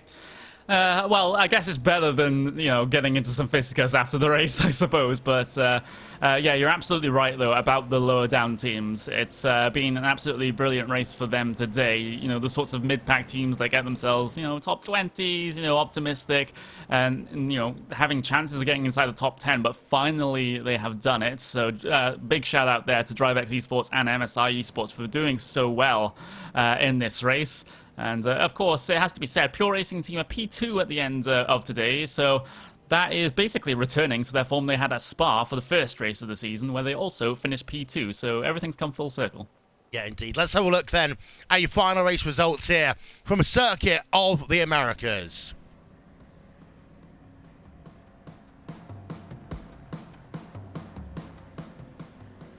Coanda Sim Sports win race 1, 2, 3, 4, 5, and 6 here today. And Coanda Sim Sports win the season with a clean sweep. Ricardo Castroledo bringing the field and to the checkered flag here today. Of course, in that team today also was Joshua Rogers. Pure Racing Team come home in 2nd place, 4.8 seconds back. Well, they managed to make their fuel situation work, pitting early, getting out the way, using fresher tyres to get track position when it was so important. Williams Esports Chill Blast in 3rd place, Williams Esports Razor in 4th. A fantastic day for the Williams Esports organisation. Dare I say it, better than the Formula 1 team's been doing so far this year. Coanda Sim Sports came 5th place with Mac Backham in the number 8 car. But whilst there might be some controversy in the number 81 car, there's far much more surrounding the number 8 coming out of this event. The 312 car, the DriveX Esports 3M machine, coming home in a season best 6th place then. And then MSI Esports Blue, fantastic result by them. They come home in 7th. Red Bull Racing Esports is going to be disappointed with that one. Fredrik Rasmussen getting involved in an incident with the number 8 Coanda Sim Sports car, then losing some places late on. They come home 8th, but they do get 3rd place in the championship. SimRC.de Titan ran out in 9th place, and then DriveX Esports Scalpers round out your top 10. We go back, and 11th place is going to be MSI Esports Yellow, and SimmerCube NX Racing Blue come home in 12th. Coanda Sim Sports number 1 car comes home in 13th place. The highest place Apex Racing Team car in 14th place. The other one got involved in the big incident down at turn number 11 and out of the event. Then Burst Esports, well, they tried the alternate strategy. It seemed to work out for them a little bit, but they just stayed out for too long on the second set of tyres, and then they had incidents to boot as well. P15, P16, bad day in the office, they expected so much more. INX Racing Red in 17th place. The DriveX Esports Hucksters Hux car had a little bit of incident as well today, otherwise they would have been higher up than P number 18. Quanta Sim Sports number 18 car comes home in 19th place, and Team Redline Black, after getting pole position, had the technical issues, and as a consequence only finish P20, even though he also got punted in the rear in that first corner. On to the third page, Red Face Racing by JRT somehow bring the car home on the lead lap, despite the fact that he actually ended up hitting the Tetro barriers on the outside of the S's. Williams Jim Yellow, 22nd place. It's been a quiet day for TX3 by Frostmaster Blue. They come home 23rd. Dream Factory in 24th. And running out your top 25 is Zenith Esports Kryptonite. Black Star Racing, they were another one of the teams involved with the issues surrounding Finnish internet. Corson Racing Orange in 27th. Vanderwassen Racing Yellow and Blue 28th and 29th. Again, they were a team that got involved in the issues, and as a consequence of that, actually will cost them a place in the championship. And Logitech G Altus Esports only 30th place today. And Simon Fiegel was saying earlier on social media, probably some of the worst driving he's ever been in his entire time as a sim racing driver. There are the remainder of the results up on your screen. These are the teams that failed to finish. And well, what's worth noting here is that you've got 3 pure racing team cars in that mix, and this is the reason why we didn't see many Fords today, because it's always pure racing team who run the Fords here. And then you've got Williams Esports BenQ, so after having 2 teams in a very good position, the third one they struggled with today. Number 99 team having their issues. Astro Gaming Altus Esports 36th place, and last on track is Core Sim Racing Black. Well, we got ourselves up to 48 degrees Celsius at the end. A high, it was 49.4 degrees Celsius on track. It's been a hot, long day today here, Connery. Yep, it has, but it seems like the trend continues with VRS Commander Sim Sports winning and winning again, at least in their 81 car, the same. Well, you know, at the end of the race, and of course the start of the race was a little bit more contentious for them, and the rest of the Commander cars, multiple problems in terms of racecraft here today. So it's something that they do have to sort out, because not only is it hurting their reputation, it's hurting their points finishes as well, at least for those cars further down. So hopefully that one gets sorted for Porsche Esports Super Cup, and of course the next season here of the GT World Championship. But we do have lots and lots of drivers ready and waiting to get their interviews done here, Will. Yeah, we have, and let's start off by talking to your race winners for the 6th race in a row. Josh Rogers, Ricardo Castroledo, congratulations, you've won the championship. We knew that one anyway, but you win the race here as well. Of course, Josh, the big question coming into today was about what happened turn 1, lap number 1. Talk us through it from your perspective. Yeah, well, you know, I think it's pretty clear cut. I made a mistake there. I just, completely misjudged where Gregor was going to position the car. As soon as I saw him begin to move to the right, I thought I'd put it down the inside, but I expected him to move further than what he did. So certainly all on my part. That's why obviously afterwards you probably saw I gave the spot back. I felt like I was completely at fault of that one, so that's why I did that, and apologies to those guys. Very unfortunate with the way their race ended out. Unfortunately, I think Finland died a little bit, but you know, all in all, still a very, very solid race. Coming into this round, obviously with the BOP change, it was always going to be difficult, especially with the hot conditions here. I think when you look at round 1, it's quite easy to see that the BMW was very, very strong in the cold conditions, but in the hot conditions, not so much. So tyre life was always going to be an issue, and I think that's where we struggled in particular compared to a lot of the other other cars out there. We were quite quick in the first kind of 10 laps of the run, and then we would begin to drop back to their speed in the middle, and in the last 5 or so laps, we'd end up losing a little bit of ground. But yeah, all in all, yeah, can't be happier. Ricardo drove a brilliant race today, and yeah. Yeah, Ricardo, over to you. Of course, you had the easier job here today, getting the car being given to you with a pretty commanding race lead, and you just had to bring it home. But how hard were the conditions out here? Because it reached, from our perspective, almost 50 degrees Celsius on track today. Well, this was really different compared to the practice. It was really understeer, really slippery, so it was really difficult at the beginning to adapt to those conditions and even to drive, as we really needed to manage the tires during the stint. And it was at the end of the stint, it was really so difficult to drive, and yeah, it was really trying to take the car to the finish and try to avoid the incidents, because we didn't really have a big margin when I got into the car. So in the end, it was not as easy as it looked like.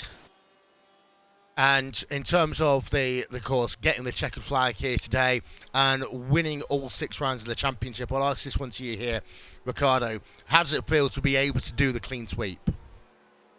Well, it's amazing. Like, personally, I never expected that.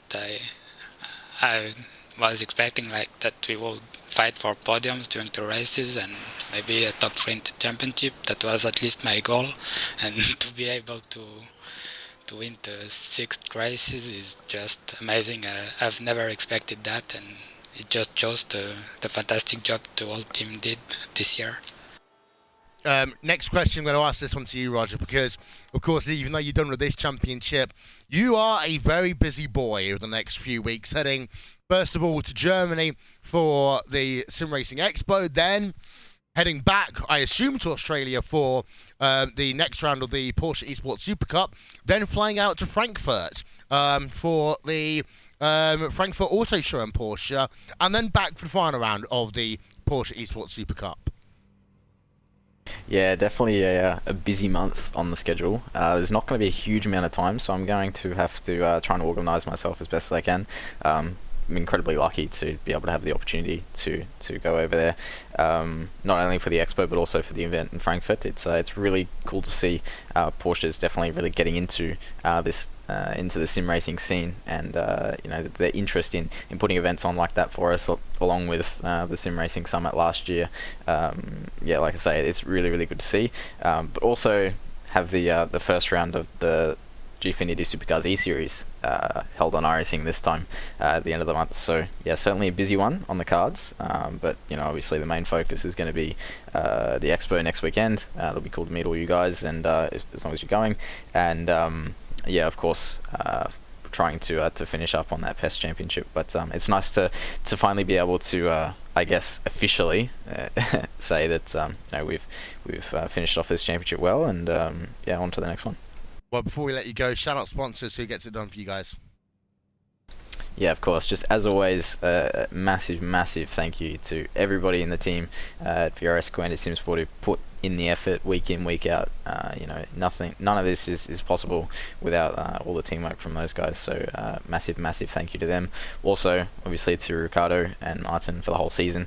It's been splendid to be able to work with you guys, and the driving from both their parts all throughout the season was exceptional and faultless. So can't thank those guys enough. Of course, also our partners, Virtual Racing School, VTech, SimQuip, and Wen Designs. You guys for the broadcast as always, and obviously iRacing for putting on the series for us, and we look forward to the next one. Anything from you, Ricardo? No, you pretty much said what I wanted to say, so... Well, thank you very much there. Thank you very much to Josh Rogers and Ricardo Castroledo coming home with the victory here today. Second place team. Pure Racing Team Red, their best results since the start of the season, and Max Venig has Connery. Yeah, absolutely. Max, it was a very positive end to the season for you and your team coming home in P2, exactly where you finished for the first round of the season. So it's nice how things come back around for you guys. Just in a couple of words, just sum up your season. I think, yeah, first of all, it's nice to see you again. Long time no see in the series. Yeah, as you've said, last podium was in Spa, first round. I think, yeah, I think the car choice just defines how our season should have been, and I think it was exactly like that. From a personal perspective, like, we were obviously hoping for a better BOP, like last year with more kilos for the faster cars, and that didn't happen. So, I mean, unlucky on that side. Can't blame any drivers for that, obviously. From Max and my side, I think we did a pretty good season driving wise. We did no major mistakes. I mean, we had some poorly positions that could have been a bit better and maybe end up in a better race position in the end. But overall, yeah, I think we managed to get the best out of the car, out of the season, and we learned a lot from this car as well. We're very different to the other cars, and yeah, maybe that experience will come over to the next season or to next other championships, and I think we learned a lot from it. Yeah, I do have a small fact for you. You are, I believe, the one of the 4 teams that haven't finished outside the top 10 this season. So I believe you can take that one as a positive coming into next season. And speaking of next season, though, of course, it's impossible to tell what iRacing will do with the balance of performance for the cars. But knowing what happened this season, are you sort of more inclined to do things a little bit differently next season when it comes to the car choice? Are you going to go for the car that's the fastest at the first round of the season, or are you going to do something similar to the season? I mean, it's hard to tell from now. It depends on which car is good, or if all cars are maybe good. So that would be the optimal situation, right? I think with the championship last year, we picked the car that everybody was picking, and we thought that we might do something different this year, try something different, and see how it goes. But yeah, we definitely thought about going with the car that like most people will actually drive, so that we cannot actually, I don't know, like suffer from a worse BOP on some tracks. We are just in the same situation as all the other teams, and that should maybe end up better. Yeah, but we will see. We will see what the future will bring. We'll definitely see as well. And, well, you're not directly involved in it with things like the Porsche V-Sport Super Cup, but just as, you know, from talking to some of your teammates, how confident do you feel that you guys will be, you know, strong through the second half, through the last portion of that season? Plus, you also have the Sim Racing Expo coming up, so that's probably a good topic to talk about. How confident are you feeling for that one, considering that you'll be racing head-to-head with drivers like your teammate Maximilian Benecke, and, of course, Joshua Rod is going to be there as well. Do you approach those sorts of races any differently when they're in that sort of live setting, or are you just going to go out there and race like you've always had? I think it's definitely the season highlight for me. So Sim Racing Expo, meeting all the guys, not only the teammates but all the other teams, all the drivers that you normally only face on the track. Yeah, it's definitely a good one. From my approach, I would say I find it a bit easier actually to drive in real life, in the real life events. I don't know, for some reason it just gets me hyped with all the other guys and all the fun that is involved in those events, and it's just so different that it feels good to have those kind of races, and gives you extra motivation. So I will definitely try my best, obviously in the trophy, Porsche trophy. But also in the GT500 endurance race, we have to defend our title there as well, since I was involved there last year. Yeah, it's gonna be a lot of fun. The new stage system that will be coming up will be pretty interesting, and yeah, I'm looking forward to it, definitely. Yeah, if you haven't seen, like, I'm just talking to the viewers, if you haven't seen the promotional images for the Sim Racing Expo with the stage setup and everything, it just looks absolutely bonkers. It's just like, that thing's absolutely crazy. So that's something to look forward to in what is going to be a week's time at this point. Exactly a week's time. Look, Connery, the best thing we're looking forward to is seeing our good friend, Bella Melee. Well, there we go. There's the leak of the rest of the broadcast talent, I suppose. Yeah, Ben Constanduras and Melee, I can't remember the last name, that's so awkward. Anyway, they will be joining us as the sorts of, I guess what you call like pit lane reporters or interviewers or whatever for that particular event, and just lightens the load on our shoulders a little bit, considering we will be commentating for 12 hours straight on one of those days, I think. Yeah, something like that. So it'd be nice to have a little bit of help there. But Max, is there anything you want to say before we move on to a couple of the other drivers? Yeah, obviously I want to say I'm looking forward to meeting you guys again. Last year was pretty fun, right? But yeah, again, big thanks to the whole team, especially like Max as my teammate, but also Patrick as my teammate doing all the strategy stuff. All the other people, all the other cars that we had on the grid, working on the setup, keeping the motivation up, even though we had some bad times on some races. It was still fun, a lot of fun. We learned a lot from that, and obviously we had also big support from our sponsors, so iRacing, Outdoors, Wallmeyer, Spusu, and our pure driving school is also growing, and I hope to see more and more people getting to it. Yeah, thanks you guys for broadcast, and hopefully see you next week, right? Yeah, definitely. We'll actually be able to shake hands with you, so definitely looking forward to that. That was Max Venig, part of that Pure Racing Team Red number 72 effort. Well, they finished second here today. They will end up finishing P number 4 in the point standing, so a good amount of prize money going their way, Will.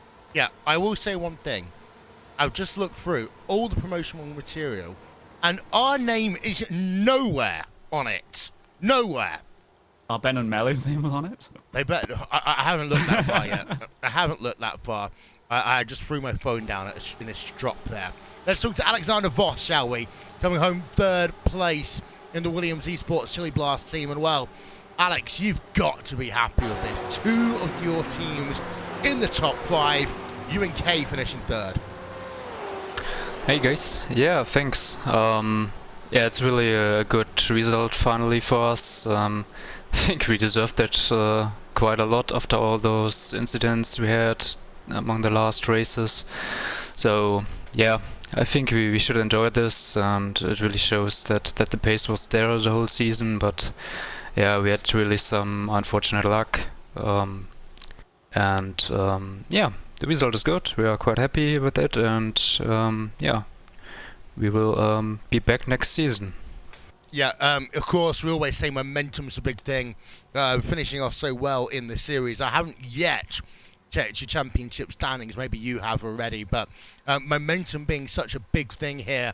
How does it look for the rest of 2019 into the start of 2020 for you and your team? I'm not quite sure yet how the schedule looks, but I think we will keep running the GTE cars, maybe some other stuff. I think the Neo Endurance Series will start quite soon, so we will try to qualify for that. And yeah, then we all look forward to the next season. I have actually now checked the points. 5th and 6th place for Williams Esports, and your team coming home 6th place. But before we let you go, shout out sponsors, who gets it done, and are you going to be at Sim Racing Expo next week? Yes, of course. Hope to see you guys there. Yeah, thanks to the whole team. As always, thanks to our sponsors, Chillblast, Razor, BenQ, Playseat, Fanatec, OneAll Esports, and Heusingfeld. And of course, thanks to you guys for the broadcast. Well, thank you. We'll see you next week at the Nordschleife. 4th place, Niels Coach, Connery. Take it away. Well, there we go. We will have Niels Coach, representative of the Williams Esports Razor team, coming home in P4 here today, just behind their teammates in the Williams Esports Chill Blast car who finished on the final step of the podium. But Niels, very, very good race ran from you today, perhaps needed as part of that Williams Esports team, as you've had kind of mixed results so far this season, especially in part of that number 22. You had a pretty strong showing at races like Spa. You've had a good podium finish at Imola as well, but Nürburgring seemed to get away from you as you finished in P33 there. So it's good to see you guys back on form, I suppose, after that little bit of a blip. Yeah, thanks. Yeah, the result, of course, was quite needed to keep 5th position in the championship. Yeah, already in Sebring we had a good result, so we were already back on the right step, I would say. Yeah, the race was quite good.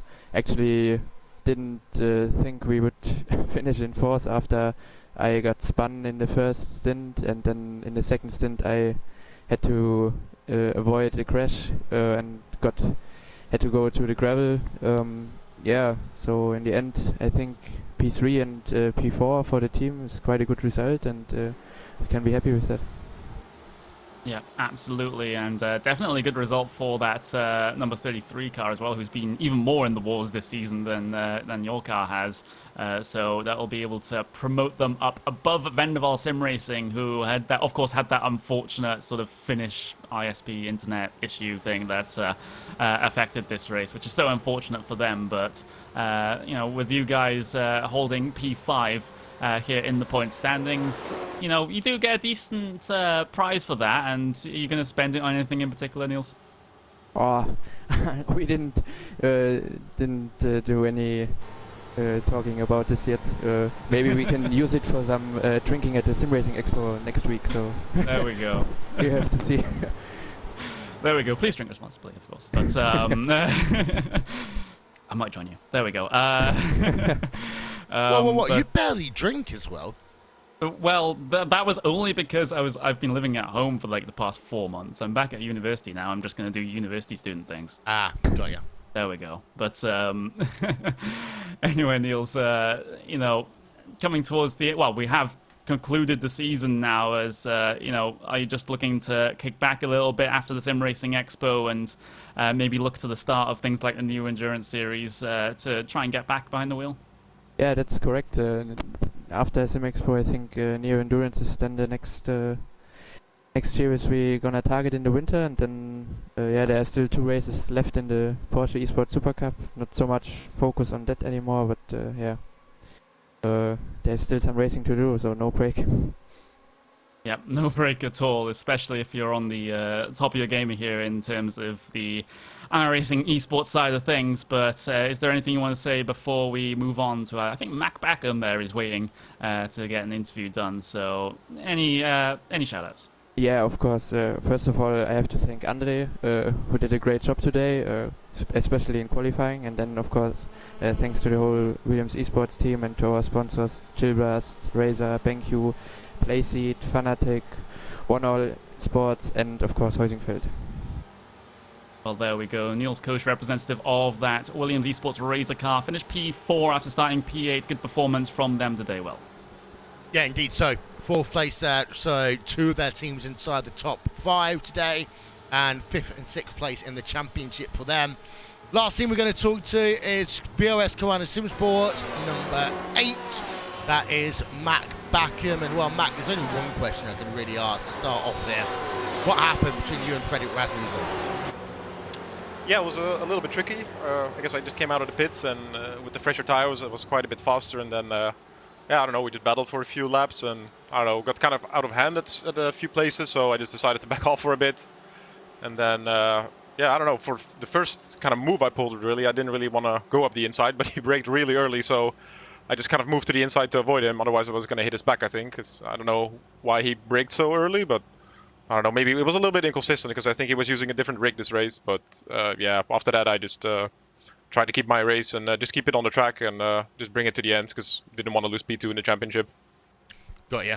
In terms of the championship, you do get 2nd place as a virtue of the results. And of course, that helps you out quite a little bit financially. We're going to talk about prizes in just a moment's time. But 2nd place here, 1 and 2 in the championship for Coanda. You got to be happy with that. Although I know that both you and Mitchell would be wanting to try and get the championship next year. Yeah, definitely. I mean, obviously, outside looking in or looking at it from a team's perspective, I think this has been a huge success this year.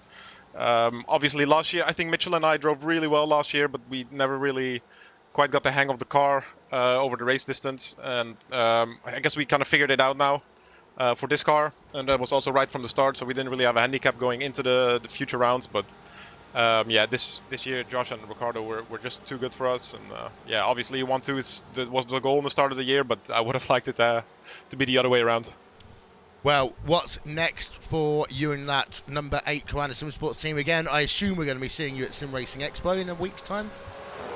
Yeah, for sure. A lot of our guys are going to be there.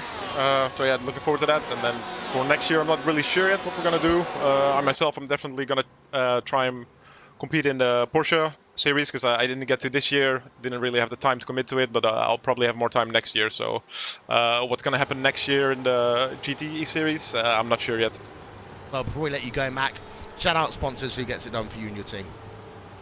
Yeah, first of all, our partners, so that's Virtual Racing School, SimEquip, Antwerp Design, and JRT, and VTech, and you guys for the broadcast, of course. And also, again, congrats to the 81 car for everyone who really helped preparing every round this year, because we really had a good team working on it. Well, thank you there, Matt Backham, coming home with the victory, but not victory, sorry, the 5th place and 2nd place in the championship. It's been a long day here today, Connery. But, of course, we now know where everyone is finished in terms of the championship. And Koanda Sim Sports winning 600 points, perfect score, well done. Then Koanda Sim Sports and the number 8 team, I'm going to say provisionally and use some open quotation marks here, just because there is still the potential of what might happen in post-race review that we don't know. 2nd place in the championship for them, $5,500 richer. 3rd place is Red Bull Racing Esports. They'll get $3,000. 4th place will be Pure Racing Team Red, who will get themselves $2,000. And 5th place will be Williams Esports Razor with $1,500. 6th place will be to the Williams Esports Chill Blast team with $1,000. That plus the fact that Pure Racing Team, of course, will get the $500 for being the first Ford GT, because they're the only ones. Free money. Yeah, free money. Williams will win the Ferrari Manufacturers Championship. They'll get $500 there.